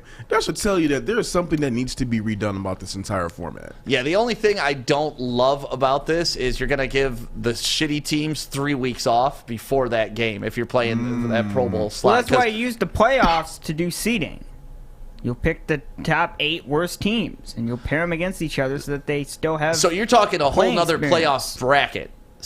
That's what they should do. That'll solve the problem of rest for 4 weeks. Yeah, I can't see the CBA being like, all right, shitty teams that are playing for nothing, here's 4 more games to your schedule. By the way, we're not going to pay you for them. I mean, you already seen the pushback they had off of adding the extra game. Right. The 17th game. Whoo. Yeah. I do like the idea, though, of just taking those 2 bottom-rung teams, making them play it out. It doesn't have to be Pro Bowl weekend, but maybe the week after the season. Yeah. But then you're taking over Wild Card Week. Maybe you get rid of Wild Card Week and give everybody that made the playoffs a bye week going in. I don't think that would ever happen. I like that, though, because now you're getting full healthy teams for the playoff run, too. See, my thing is, we're cracking the code. Or put a midweek game, Wednesday football. I did love that this year during COVID. I loved Wednesday 10 a.m. football. It was amazing. I like that bye week before the playoffs. I think it makes sense. Now you have an exciting end to the season. Your Week 18 or Week 19 game, as it would be amazing. And then you move into the playoffs with a well-rested team. Nobody gets a bye, but then you're not really rewarding anybody for having a great season either. So they're pushing the Super Bowl into the 2025 of September. Not really changing that if you're just giving everybody a bye week. Well, you're already giving them an extra week this year. Super Bowl's already second week in February, so now you're pushing the 3rd week of February. Yeah. Soon enough, it's January of 2026 already. It's all right. I want football to be around 9 months a year, 10 months a year. I'm sick of these 4 months off of football. I don't like it. Well, so ask them that. Okay, I'll ask them. Roger, help me out. But hopefully this is something that they at least talk about, consider. I'd love to hear a player's reaction when Joik comes in today. Maybe we should ask him about it. Oh, yeah. Because that would have been fun. You know, the 0-16 Lions have a shot to get that #1 pick. And, you know, it would have changed honestly, everything, because we wouldn't be able to get Stafford and just... Man, that is crazy. Yeah, it would have changed everything. I just think the one point that was made was that, yeah, even if it's not as a starting quarterback, what about the guy who they're telegraphing for that #1 pick, like do I really want to play in this game to help draft my replacement? Right. Fuck that. And then sit your ass down anyways. You didn't do good enough during the regular season to get us here. You're obviously not valuable enough. Like, I'm not going to be worried about those guys. So, something we want to talk about. Let us know what you think about this in the chat. Do you think it's a good idea? Do you think it's a bad idea? Or do you just think it's a fun idea to talk about? And another fun thing that I like to talk about, levels. And it's going down. Their grand opening is happening in July. I believe they're moving it now to July 30th. And they did it for a specific reason, and I love the reason that they're doing it for. And they got some big giveaways planned, and they had the Olympics? Huh? The Olympics? Yes, they moved their grand opening for the Olympics, Fish. Good. But we'll be out there doing a live broadcast, and free food trucks, all sorts of stuff is happening at Levels. Make sure you go follow them on Instagram at Enjoy Levels, and go to enjoylevels.com to check out their website and all the products that they will be carrying in their shop. Hey, it's Joey from Woodward Sports at my favorite downtown Fenton, Bridge Street Exchange. Let's go check out their beautiful store. You know we love Michigan summers. Got to turn up on the lake. Pre-made mixed drinks. They even got their own beautiful Bridge Street Exchange t-shirts. I got mine on. Jewelry, they got you here. I got mine on. Titanium Buzz. If you're not quite ready to ask that big question yet with the jewelry, look nice for your girl. They got polos. And last but not least, the most comfortable shoes on the planet. Hey Dude. They're literally called Hey Dude. Shop here at Bridge Street Exchange, downtown Fenton. Support a locally owned business. Welcome back to the Morning Woodward Show, live on the Woodward Sports Network, Detroit's all-digital sports network. And when it comes to being all-digital, we also do amazing watch parties. And there is a huge fight happening this weekend. Some dude named Conor McGregor against some dude named Dustin Poirier. And it is going to be a battle. The shit-talking has escalated quickly, as it does with Conor McGregor. And we have Art from the Art of Combat and, pretty much Woodward Sports MMA in here to discuss the watch party that's going on Saturday at Imagine Theaters. Yeah, you mentioned the shit talking. It was great. The press conference was amazing last night. Some would say that Conor lost the press conference. I thought he was sauced. I thought he was on like proper 12, like he was with Habib. It was a great press conference. It's like watching a WWE trailer, but they're really gonna fight. You know what I'm saying? Like right. They put on the spectacle of the press conference, and it's like, oh, these guys are really gonna fight, and it's exciting. We're one day, 12 hours and 40 minutes away from arguably the card of the year. Not that you're keeping track. Not that I'm keeping track at all, but yeah, I'm excited, man. I mean, it's nerve-wracking because I never put my bets out until after the weigh-ins because anything could happen. But we'll go over my bets here shortly. But yeah, I mean, headlined by the trilogy, the rubber match, 1-1. Obviously, Conor McGregor got it done in 90 seconds. That was years ago. Then Dustin Poirier comes back years later, gets it done in round 2. I'm excited, man. It's going to be a great card. What is it about Conor McGregor? Honestly, like, obviously, it's the talk, it's the tattoos, it's, his story's great for people who just think he's some cocky asshole that came out of nowhere. Like, McGregor grinded this out to become what he is. Yeah, I mean, he took on Dennis Seaver, he took on Chad Mendez, he's got a 22-5 record. If that isn't impressive enough, he's the king of the talk. I mean, before it was Chael Sonnen, when Chael Sonnen was interviewed by Joe Rogan, and he said, I want the #1 bum, I want Anderson Silva, and called out the greatest of all time. And that really, set the tone for promoting yourself to get a fight. And you're seeing fighters do it now. I mean, Sugar Sean O'Malley is on the card. He's 13-1, and he's literally taking the Conor McGregor playbook and using something with it. What makes Conor interesting is that, you had Joe Duffy, you had Patty, you had these fighters in the MMA world that were Irish, Conor McGregor is Ireland. He's Dublin, Ireland. And I think when you have a whole country backing you, and you see that a lot. You see that with Habib. You see that with Jose Aldo. You see that with Anderson Silva. And now you see that with Conor McGregor. It's crazy because Conor's one of the only fighters where people fly to other countries. They're flying from Ireland to the U.S. to watch his fight. It's an amazing thing. That's awesome. What are you looking forward to besides, like, obviously having a bunch of people pack Imagine Theaters and, they can go get their tickets right now. It's imagine-entertainment.com. Yeah. And it's only $25 if you want to roll through and watch this on this massive screen. Yeah. I'm looking forward to that. Also looking forward to the Proper 12 girls. I got to be honest with you. Yeah, there's a rumor that there's going to be a couple hundred shots handed out for free. So it's, No, we bought them and we're giving them. Well, I didn't pay for them, so No, the we girls paid are for buying. it. Yeah, the girls are buying shots. Thank you. The bottom line is the money's not coming out of your pocket. No, God, I can't afford it. What makes me excited about this? It's not just a Conor McGregor card. I mean, there is a huge co-main between Stephen Wonderboy Thompson and Gilbert Burns. Now, Gilbert Burns is a Brazilian Jiu-Jitsu expert. Stephen Wonderboy Thompson is a karate expert. So that, to me, is what mixed martial arts is all about. It's going to be a great chess match.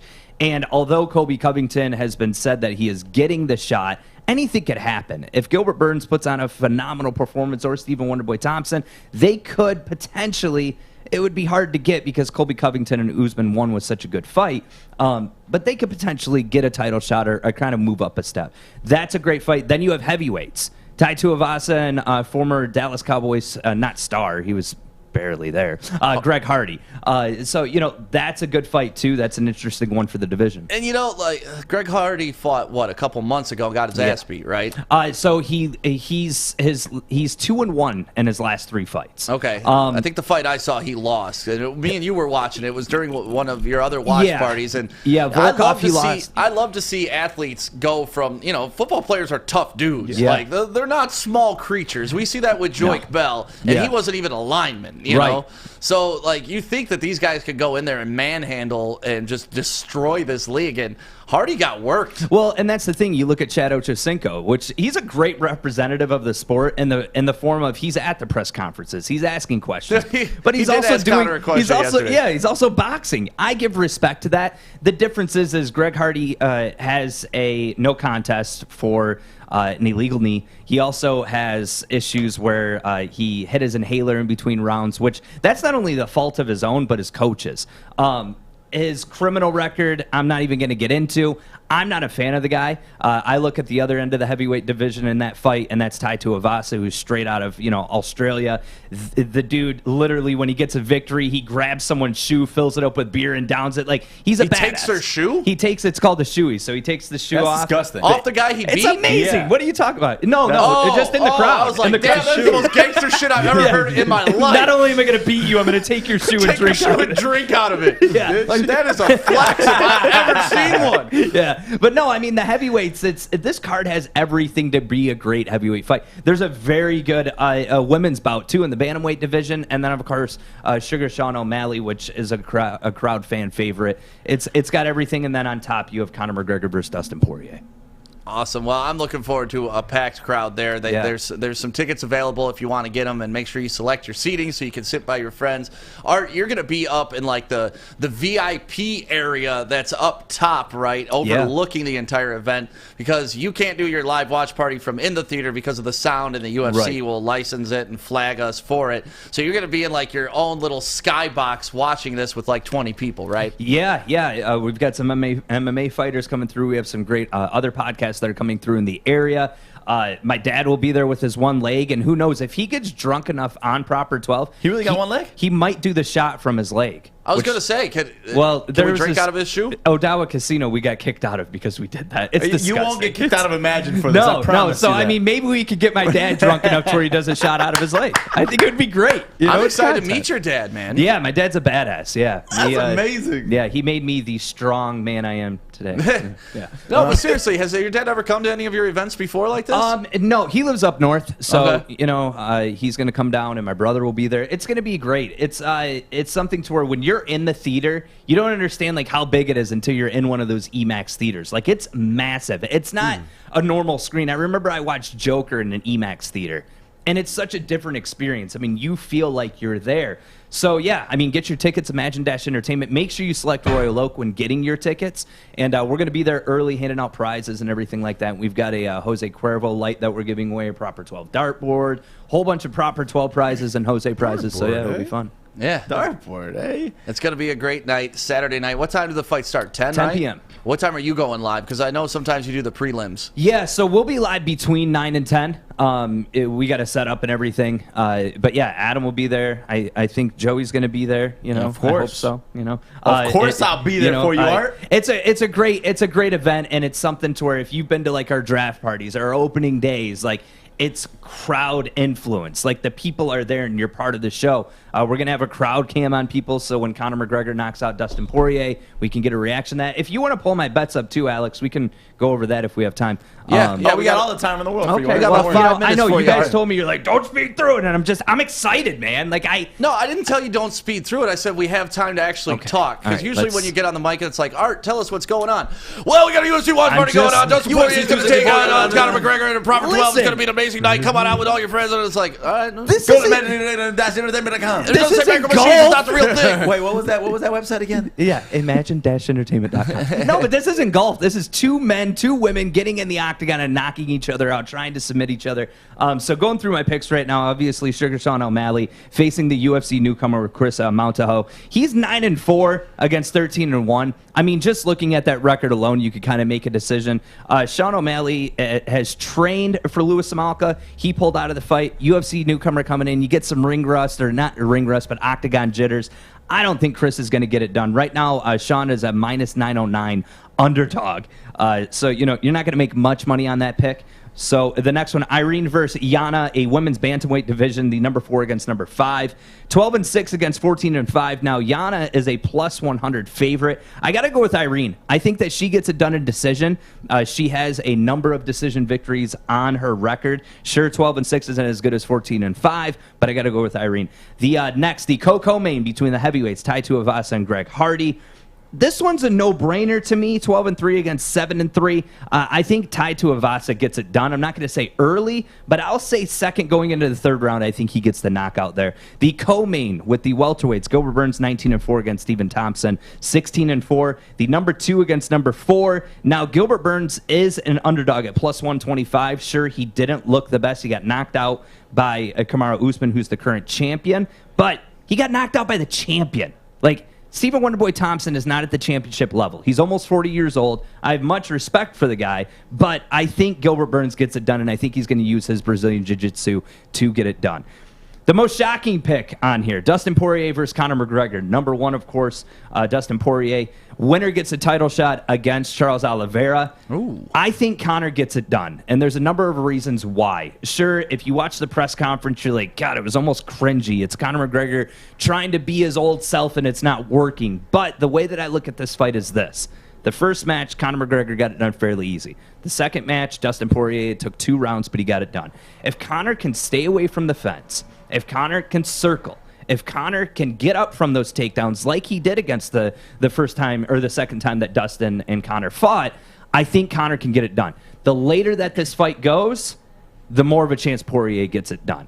I could see Conor not inching out a decision, not getting a sub, but knocking Dustin Poirier out. I know it's a crazy pick, but if you look at the second fight that they had, Conor did get some clean shots off on him. I don't know the fight that other people are watching where they just think that Conor's going to get washed. That is always a possibility, but I think Conor McGregor gets it done this time. Worst case scenario, Conor does get washed. Is that the end of Conor McGregor? No. Conor's a draw. That's the thing. You're 22-5, so you lose this fight, you're 22-6. I don't know about you. But what is he in his last 5 fights? Not good. Yeah, Not good. like 1-4. He lost to Habib. He lost against Habib. Then he comes back and he wins against Cowboy Cerrone, who is a gatekeeper. And then he loses against Dustin Poirier. So not the best record. Right. Here's some differences though. When you listen to the man talk, is it forced trash talk? Yes, I think it is. But it's a confidence level that is of the old Conor McGregor, the Conor McGregor that knocked out Jose Aldo, the Conor McGregor that knocked out Eddie Alvarez. If he can get in there and stay dedicated, he doesn't have his kids with him this camp either, which, believe me, from personal experience, I can't work from home and I sit on a computer. I couldn't imagine training and then going home and taking care of kids. So my thing is this. Conor, he's not necessarily the old Conor coming back. I just think it's a new evolution. I think he gets it done. 3-3 in his last, 3-3 in his last 6 fights. Yeah, that's the thing. Like he's trailing off, and that's the thing. Like, what's going to be the final? All right, I got my ass beat. This was the 3rd round. He's going up against the #1 ranked lightweight right now. And that's the thing. Like, Conor is great. I love Conor. I don't want to see him retire, but I also don't want to see him get his ass beat every time he steps in the ring and become a joke and ruin his legacy. It's about that pay-per-view numbers, though. That's it. And that's the thing. I mean, you look at Ronda Rousey. He doesn't need any more money, no, though. not for him. I'm saying for the sport. Oh, and that's what it is. I mean, when you look at who is the face of the UFC right now, Conor McGregor, Israel Adesanya, Amanda Nunes. Like, even though Conor doesn't have the best record, and he is 3-3 in his last 6, he's the face of the organization for tomorrow. Like, and depending on what happens, could be he wants to fight at the end of the year. So if he gets this win, he faces Charles Oliveira. Now, Dustin Poirier has some of the best boxing in the UFC. The man, I mean, he's a mythical creature. Straight out of Louisiana, the man's just got that southern toughness. It's one of those fights where you cannot miss it. Even if you didn't know who these people are, the second the octagon door closes, you'll know why it's the main event. That's amazing. Hey, real quick, I wanted to give a shout out too, by the way. It's a big weekend for Imagine Theaters. Black Widow released today. I know, Corey, that's probably going to be something you go to watch. But Imagine is hiring, and at all of their locations, they are hiring. And you ready for the greatest perk of all?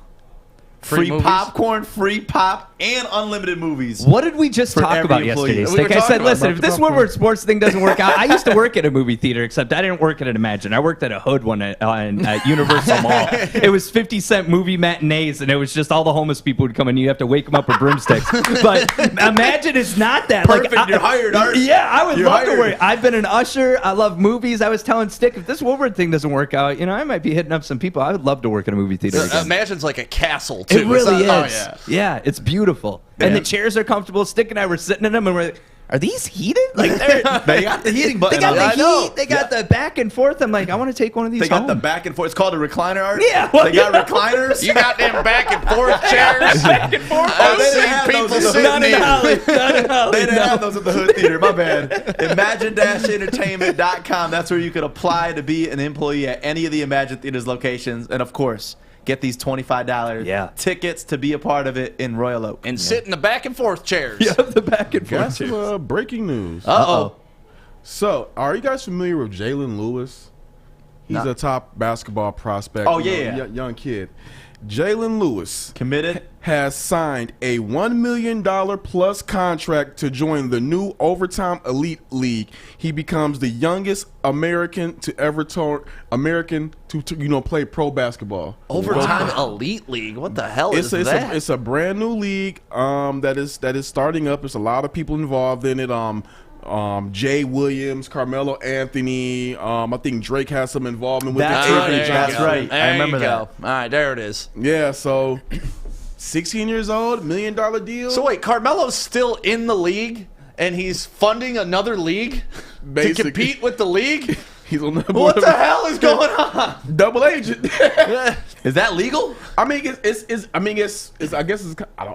so. I mean, he's doing it. It's legal. a conflict of interest as far as I'm concerned, but I'm not the NBA, so he can do whatever the hell he wants. So that's crazy. That is crazy. Thank you for the breaking news. And Art, we will see you tomorrow at Imagine Theaters in Royal Oak. There's still tickets available, so make sure you go pick them up. Imagine-Entertainment, and there may be some available that night too if you want to do a walk up. But we suggest you get your tickets early, and it's gonna be fun because we're gonna have a camera facing the crowd too. Heck yeah. So we'll have crowd reactions to knockouts. It's going to be a big night. Yeah, so I'm excited. Looking forward to it. And Art, as always, thank you for coming on, my dude. Thank you.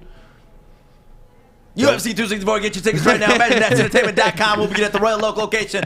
Poirier, McGregor. And when we come back, it's time for Joey's News. Hi, I'm David Hall from Hall Financial. And at Hall Financial, we treat our clients like family. And our #1 priority is giving each of our clients 5-star service. Our passion for 5-star service, combined with our expertise, allows us to find the best possible solution for refinancing your home loan. We take the time to focus on both the individual and the numbers. We're going to walk you through the process and close your loan in half the time of our competition. Go to davidhallmortgage.com today. Good morning, everyone. Extra, extra, read all about it. Let's get into Joey's News. Let's go. Giannis going off 42 points, still not enough to get the W. They are down 2-0 in the series of the NBA Finals. Middleton, my man, did not come to play, only had 11 points, just entirely as a team. I mean, Giannis comes, the rest of the team just did not look present. But I love to see Giannis taking control in the huddle, getting the team all hyped up.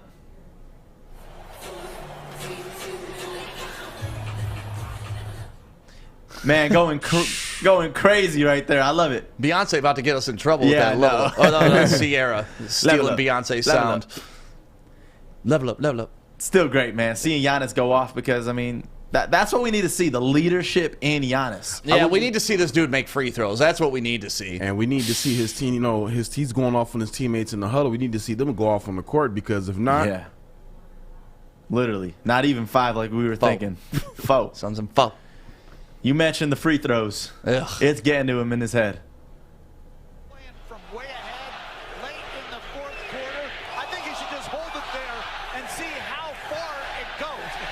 We got guys on the phone in front of us timing him, and he had him at 8.5. Was that the Bucks bench? Yeah. Up top? No. Suns. That was the Suns bench? Yep. All right. They all got excited. Yeah, play that one more time. But watch the bench. That's the one thing I love about when we replay these clips is I get to watch different things.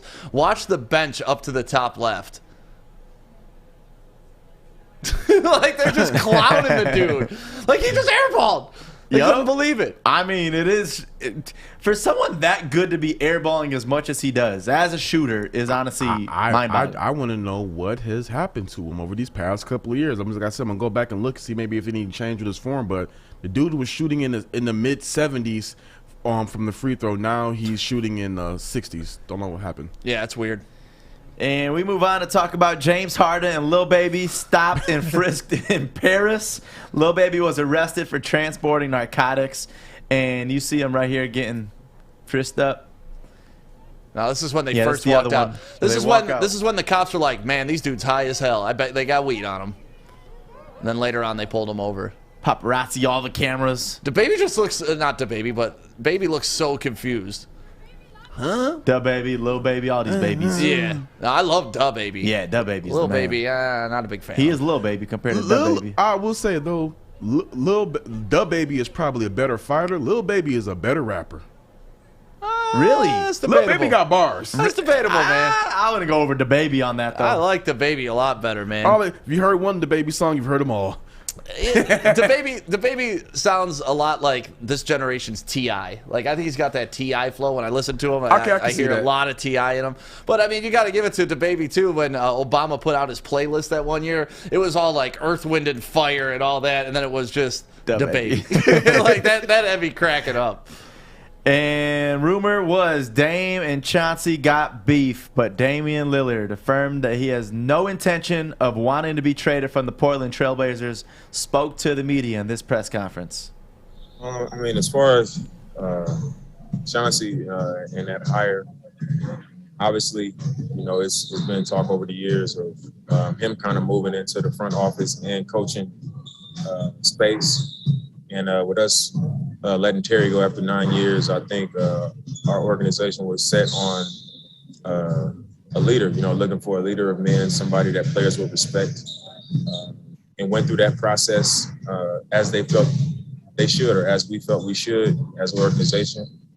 And I had a prior relationship with Chauncey on the friendship level, and somebody that had a lot of success at my position, was a champion, finals MVP.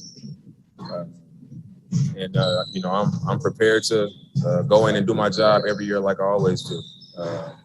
Hopefully we making strides in a positive direction, and we could become a better team with a new coach. And, that's where I am with.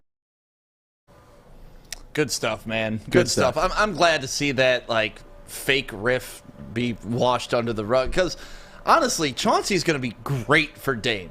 I don't know why Dame would even now that we know that he really didn't push back, but when it happened, I remember being like, what? Of all the coaches, a point guard friendly coach is going to be who you're mad at getting? You should have been ecstatic. I think if anything, if the rumors were, so first of all, they were BS, and I think if anything, if Dame had an issue with anything, it would have just been like, hey, there are certain things that you promised to me, or certain things that you said a process I would be involved in, and I'm not involved in them. what the hell? I can see him being mad at that. But Chauncey, to your point, Chauncey would be the guy that you would want there to help you elevate your game, because Chauncey has been to the places that you're trying to get to.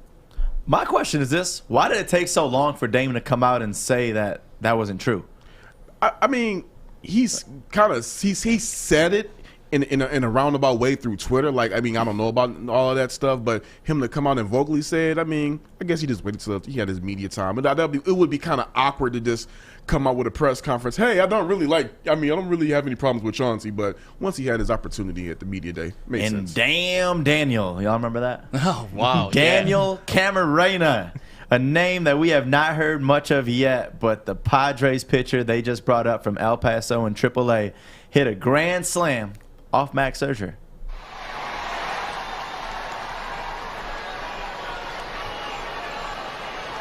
Camarena to deep right field. Camarena plays it.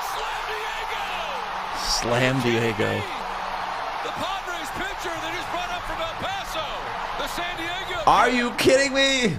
Well, and the best part is, Padres came back to win that game too. And they were down a lot, so that was a changing moment in that game. Yeah, they were down 8-2 at that point, and obviously went 8-6, and yeah, they went on to win that game 9-8. So, what an amazing come up like that! Especially a AAA storybook, kid, man. Yeah. That's Disney movie stuff right there.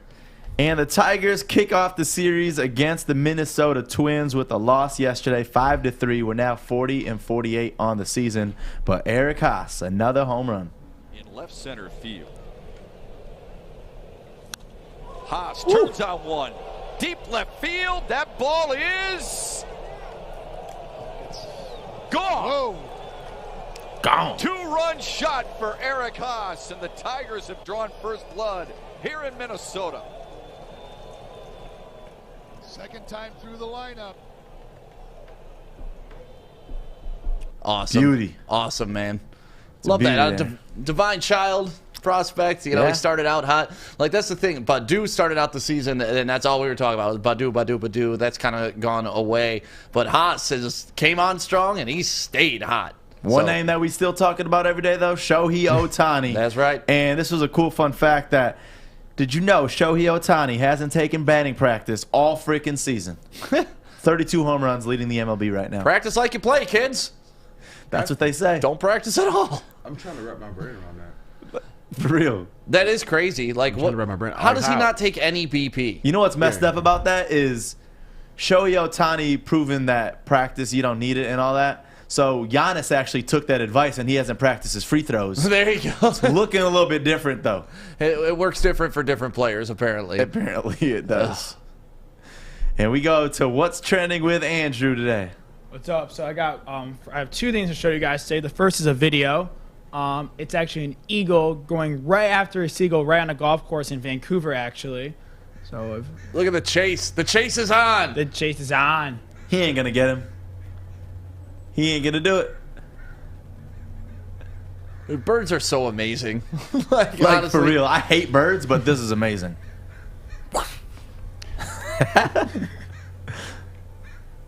Oh, almost at him. Oh.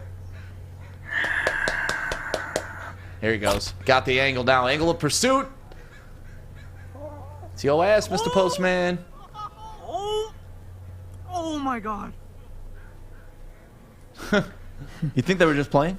No. There was a hawk the other day that just dropped a dead squirrel in my backyard. You saw it happen? Yeah. It was awesome to watch, but it was also very weird. You just see this huge bird come out of the sky and just drop. We're like, what is it carrying? And just dropped this squirrel, dead squirrel, in the middle of the yard. Then took off, sat in a tree, and like watched it like a hawk for literally a half hour. Wow. And I was afraid to let my cats out because I was afraid the hawk was going to swoop in and take a cat. What do hawks go after? Hawks can't go like dogs and stuff like that. Oh, yeah. Right? They do? Anything. Small dogs, yeah. Oh, Damn. Yeah, you got to watch your cats and your dogs around big birds. Because, birds of prey, they know one thing, and that's to kill. Seagulls taste like chicken, according to Mike. Yeah, well, Mike, good luck with that. Yeah. Enjoy that. The eagle eat the seagull like Joey eats a coney. How are you feeling after those 6 and 7 conies? I felt fine, honestly. Good. Maybe if I were to have gone to that other one, that other coney place, I would have been hurting. Yeah. But at American, I was fine.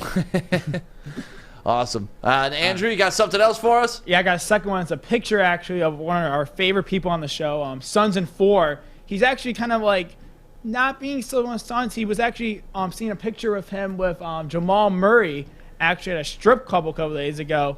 Man, he's just one of the biggest celebrities right now in the whole country, I feel like, in the NBA circles. Wait, stay on that picture, Alex, and can you zoom in on it? Is that Aaron Rodgers in the background, just like in disguise? Do you see the guy with the long hair? Doesn't that look like Aaron Rodgers? Can you zoom in on that guy? That would be funny if it was. It looks like Aaron Rodgers in disguise. Tell me that doesn't look like Aaron Rodgers in disguise at the strip club. Oh, I see him right there. Dude, it looks just like him. That does look like him. That's crazy. You've been spotted, Aaron Rodgers. He's at the strip club with Sons and Four and Jamal Murray. See, but Rodgers does have the full goatee like that, too. That's what I'm saying. It looks like he put on a long wig. It was like, you know what? I'm going to the strip club with the boys. I'd rather be at the strip club with the boys than be with my teammates with the Packers. That's awesome. Well, thank you, Andrew, for coming on with that. Appreciate you. And you're welcome for this in advance. 15% code time right now if you use the code word WSN at bridgestreetexchange.com. This is the one-stop shop for all quality men's gear, clothing, grooming products, you name it, they got it. They got the original location in downtown Fenton and then the newest inside of Somerset Collection. Go there, spoil someone in your life because they will appreciate it. bridgestreetexchange.com. Welcome to the Call Sam Chopper Shop, where you can win a custom-built chopper while helping our veterans at the same time. Watch as the Bad Pig Custom Team turns this bike into a one-of-a-kind classic chopper. And when it's finished, we'll be donating the bike to Volunteers of America, Michigan to raffle off in support of our vets. A great cause to give back to those who've given so much. Watch for Call Sam Chopper Shop episodes on our social media channels and get your raffle ticket today at callsam.com/chopper shop. Is it time? Yeah, it is. Fish! Go fish. Fish facts. It's fish!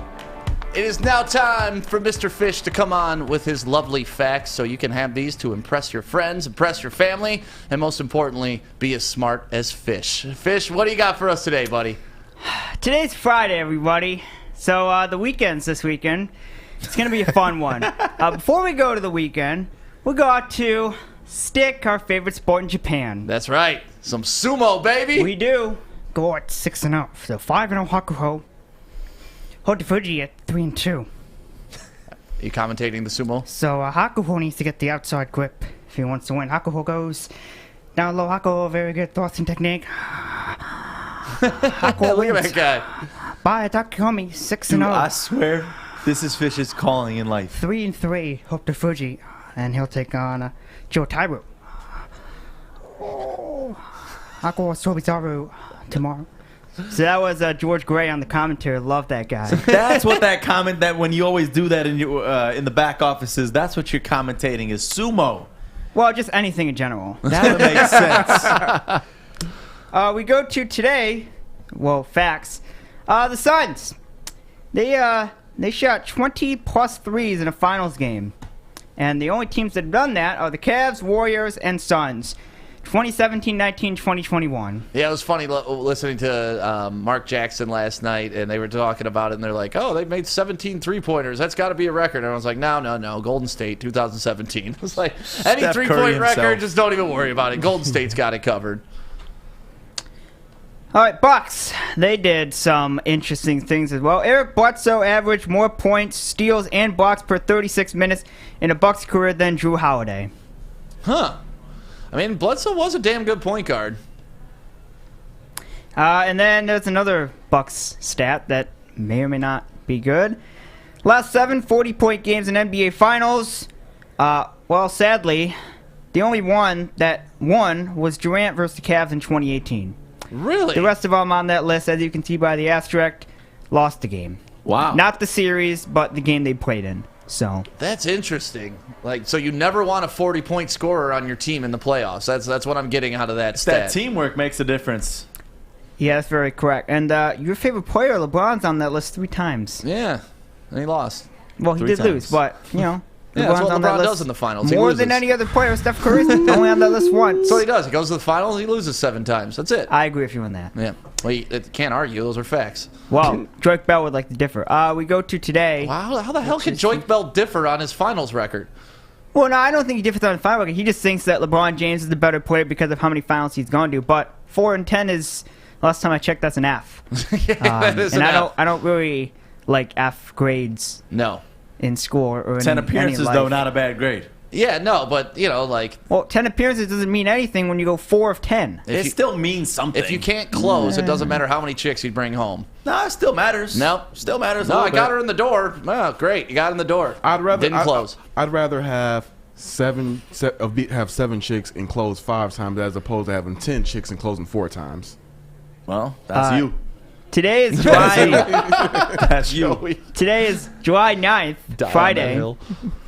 1877 was the first ever Wimbledon Championships. It started just men's only. And then, of course, progressed to women's, doubles, wheelchair, the quads, anything you name it. Right. So, 1877 was the first Wimbledon. 1932, you can thank the Boston Braves for changing their name to the Washington Redskins. So they went from the Braves to the Redskins. They were the Boston Braves, and now, well, I guess I can't say now, but they were the Washington Redskins, and now they're the Washington football team. Many people still say, fuck it, they're the Washington Redskins. I mean, So, it's going to be like... that hey, is your opinion if you want to attempt to get canceled. Pine Knob's always going to be Pine Knob to some people. It'll never be Right, TTE. right. That's just the way it is. Once you grow up with something like the EpEcenter, like that's See, Kobo. that's the thing now. Like That's for me, Kobo. when everyone said like DT, Pine Knob, that was never my era. But TCF Center, come on. Yeah, it's Kobo. It's Kobo. It's Kobo. It's always going to be Kobo. 1968, Wilt Chamberlain becomes the first reigning NBA MVP to be traded next season when he moves from Philadelphia 76ers to the Los Angeles Lakers. Nice. Wilt was pretty good at basketball. So yes, he was good at basketball. And he brought a lot of chicks home and closed. Yesterday we brought up O.J. Simpson's going to trial. Well, the next day after that, 1947, it is O.J. Simpson's birthday. So maybe he was secretly happy he was going to trial because he knew that the day after was his birthday. Yep. So happy birthday to O.J. Simpson. I don't know why Maz isn't here because you'd think today would be his most favorite day. I was watching I don't the Evel Knievel documentary on Netflix. I don't know. Did anybody guys watch that? First of all, Evel Knievel, whole amazing story behind it, and it's a fun documentary to watch. But he was saying, you know what? If people could have role models like O.J. Simpson, and I was just like, oh, that sound clip did not age well, like because it was a sound clip from him talking in the 70s and the 80s. That's got to resurface the internet. It was so funny, so funny. We have a wedding today. 2016, Derek Jeter. Ooh. He was 42 at the time. Once again, brought home a lot of chicks. A lot, and gave him goodie bags. He Party married gifts. fashion model Hannah Davis at 26. Attaboy. So, Derek Jeter making things well known. How Derek Jeter? I didn't realize Derek Jeter's that old. Yeah. Oh yeah. Huh. He was 42 when he got married, so that means he's 47. Yeah, he played in the league a long ass time, man. He did, and he was very good. And Maz named one of his dogs after Jeter. So That's cool. Kalamazoo boy. go Kalamazoo. Those are the facts. We'll be back for more fun facts. Thank you, Fish. You ain't gonna be back for more fun facts, Fish. Well, I will. Oh, you're gone. This is our last Fish facts for a week. Oh, Sure. We'll do. Maybe I'll do stick facts. They won't be as good, but I'll try. You know what I do. Just We pull know up your the source. websites. Yeah, it's pretty simple. It's not simple. Don't What you give do them is the tough, secrets. man. I can send you the PSD Photoshop document. Okay. Do you thanks. have Photoshop? I don't. Ouch. I got you that does Photoshop. We're really screwed if Stick has to do Photoshop. yeah. If you want me to be your graphic designer, we're in some rough shape. Maybe I'll wake up at 3 in the morning, do the facts, send them off. You're the man, Fish. Thank you, because we're gonna need that. We'll see. All right, Joe, you ready for dumbass of the day? It's time. I'm so ready for this one. The Detroit Pistons select Darko Milicic. World's dumbest criminal. Well, so much for me calling him savvy because he had no idea where he's on the field. And he crosses too many timeouts. It's a technical foul. Dumbass! Hey, Corey, this actually might have even been you yesterday on your birthday. Oh God. Oh God. Okay. What are you Just doing? watch it. What are you doing? Just watch it. What are you doing? So we got this man right here, right? I didn't see this. You seen this? There's an innocent lady. The dude just goes and licks her freaking backside. He licks her ass. Like, what's the conversation there? And then at the end, it looked like he got it on one of these. I think it was. She was like, "What are you doing?" He was like, "Well, you see," like he was like actually trying to explain what he was doing. You play that one more time, Alex. Look at this. Where do you get the audacity to walk up to somebody and just lick their ass? What's funny though is that lady seemed like she liked it. Like she's used to that behavior because used to it. Because she didn't like if someone does that to you, you're gonna like shoot up, you know? She just nonchalantly got up. This guy's a legend. This guy's a legend. Dude, I don't even know. Call it what you want. I'm He's just a trying to legend. think of his mindset, you know, because we've all passed by a lovely lady with a nice rumpus, and, you know, we've all, like, Not oh, even man, thought that. I'd like to, you know, give it a little tap, but I've never thought, man, I'd love to go up and lick that girl's ass right now. That's very disturbing but hilarious at the same damn time. What in the F was he thinking? In what world does that go over well? I don't know, but, you know, shoot your shot, I guess, right? You miss 100% of the shots you don't take. All they can say is no. Or call the cops. Go out there and beat somebody. Bill Cosby did just get out. You know, maybe he was in camouflage. What did he have on a Phillies jersey? He did have on the Eagles jersey. Yeah, he had a Phillies or Eagles jersey and a Yankees hat. Here's my thing. Like, imagine being the owner. That's what Lloyd says. Imagine being the owner of the Eagles just seeing this video. How many licks to the Wait, he also had a Yankees hat. He had a Yankees hat as well. Dude, what do you say? I just need to know. I wish we had audio for that follow-up conversation. I mean, hey, what did you say? Because I was gonna say, oh, don't put it out there. It was Maybe your I won't fault. lick it. It was your fault. The shirt gave up. You were showing too much skin, man. Oh, shit. Corey, you said you had another dumbass, a bigger dumbass than that? Financially for a company, yes. Okay. So if you got that picture, Alex. So this WWE released their wrestler Tommy End, right?